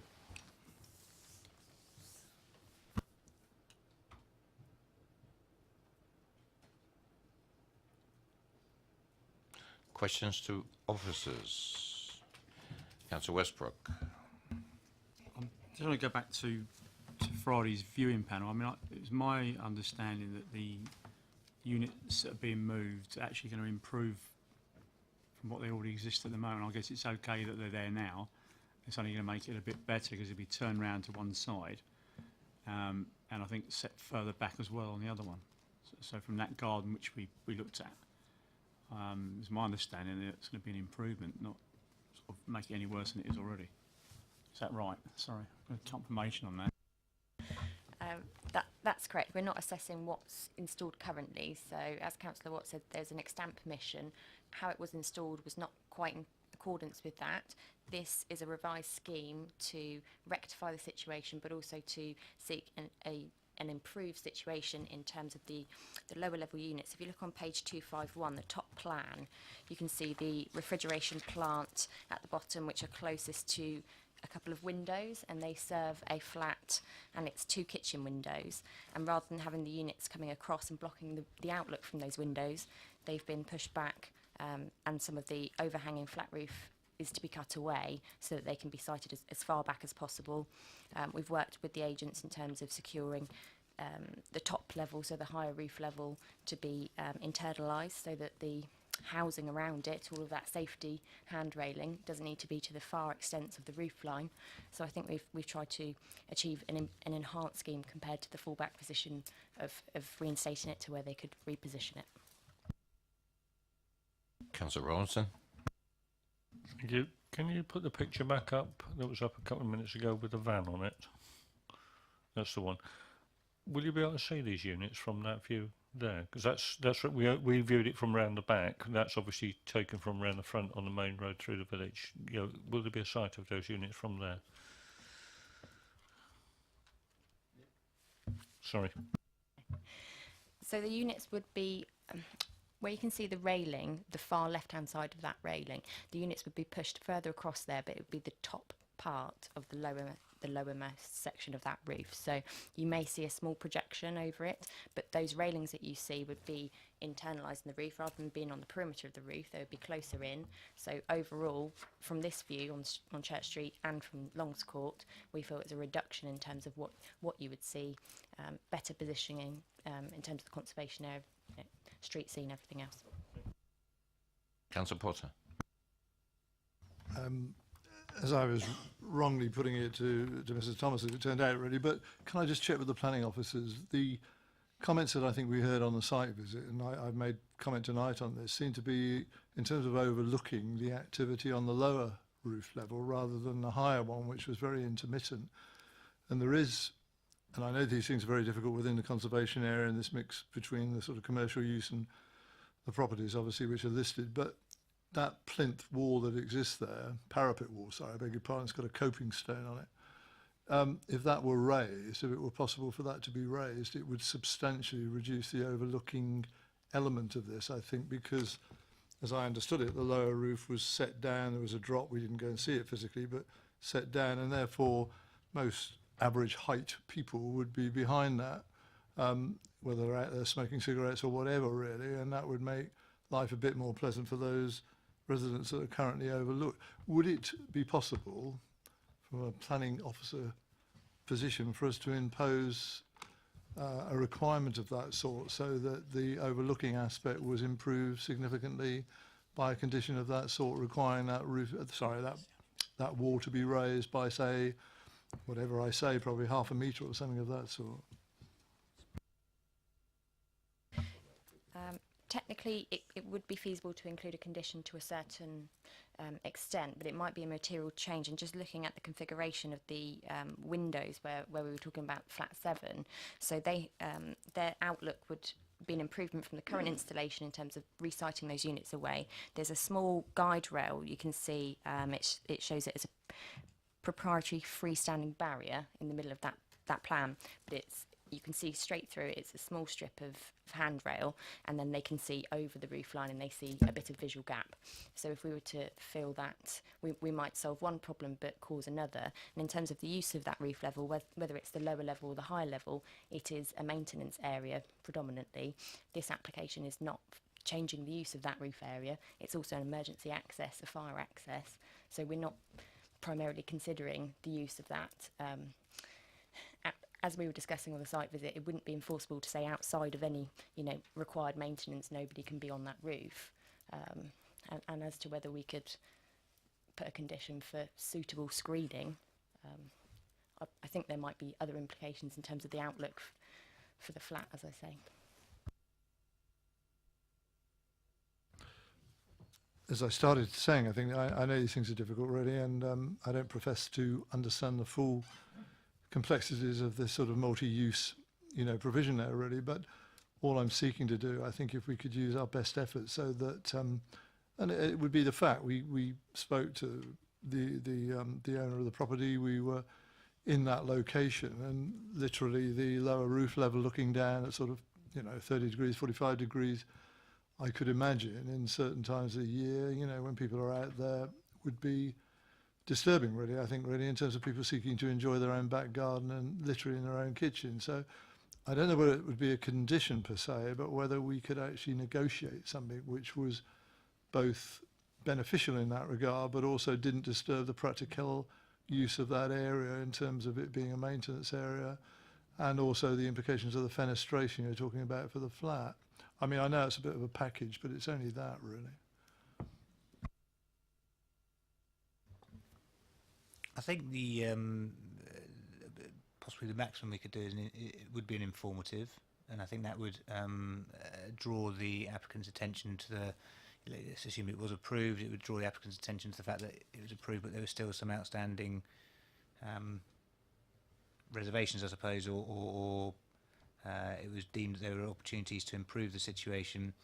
The reason why I think a condition can't work is that if we're effectively creating a new part of the development which isn't part of the application, it's a material change, as Steph says. So I think the informative have to be carefully worded, so effectively whatever it is that they eventually come forward isn't in itself extra development which then forms another breach in the new chapter of it. So absolutely we could put informative on, but I think it would be relatively minor works to seek to improve that, and we'd certainly encourage a dialogue with the council before they installed anything to ensure that they're not tripping over any further breaches, if you like, around that.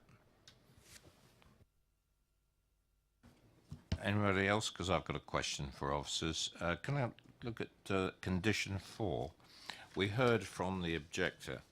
He was a bit concerned about the timings of any kind of noise assessments that have been made. This condition 4, these levels are fairly low, actually, 45 dB and 35 dB. They would have to be proven within those times, and it would be okay. That's really what I was after. And if they cannot be met, I see, because scheme for suitable noise mitigation. So you're following on from that. Okay. It's just that I wanted some reassurance.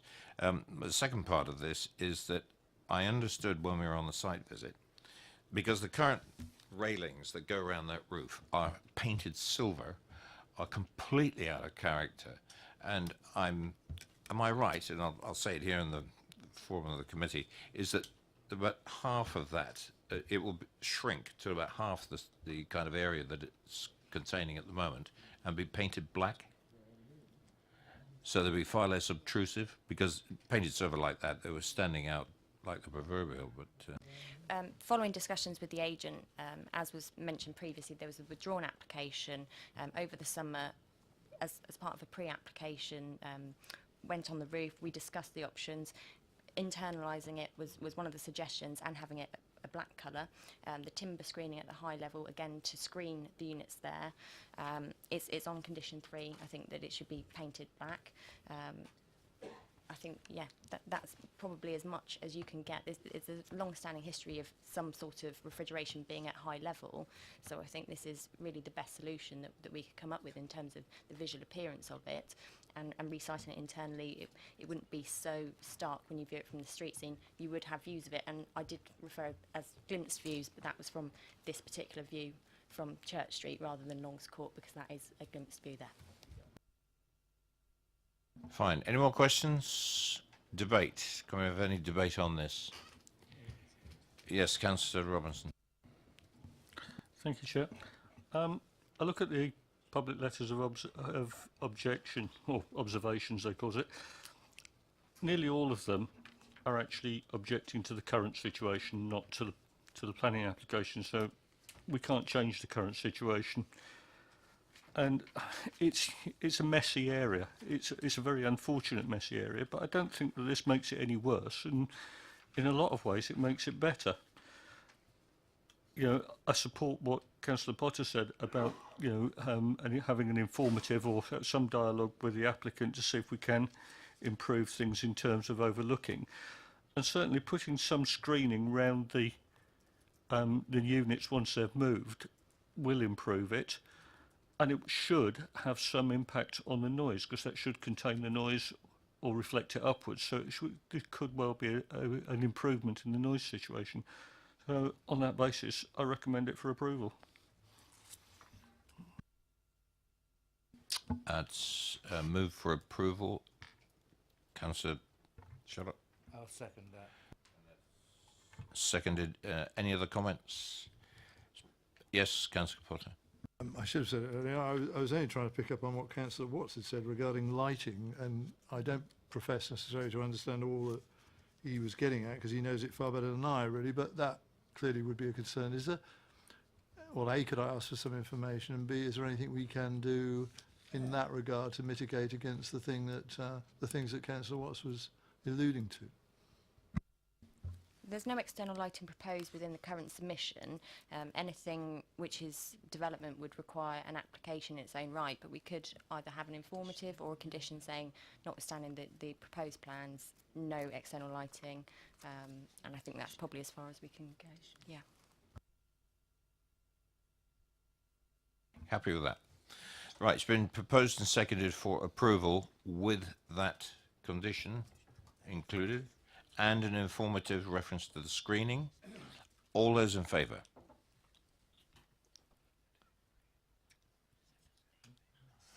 All those against?